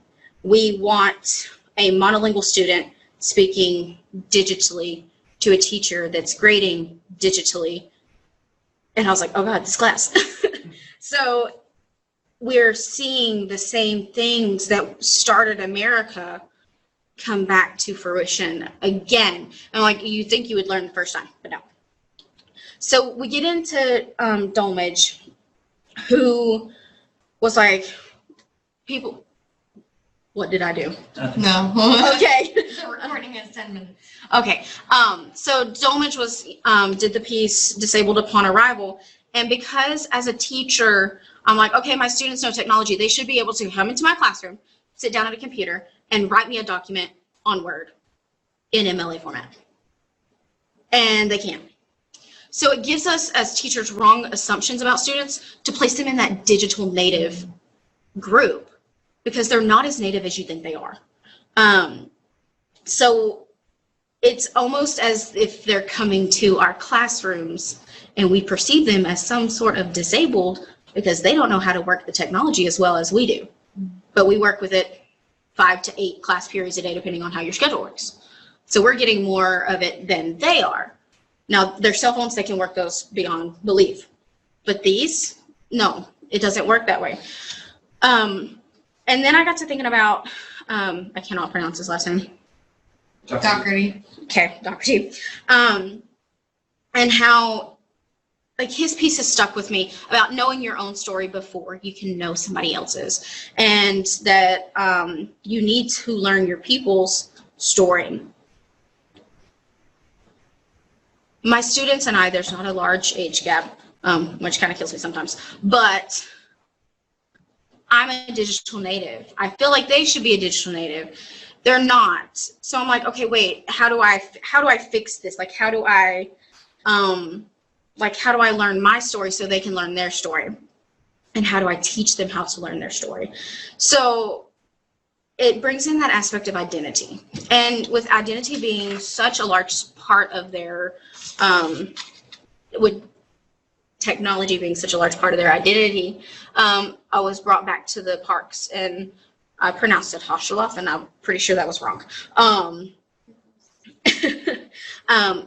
And they created that space where the kids could talk about what they were comfortable with, what they weren't comfortable with, activism, civic and civil societies.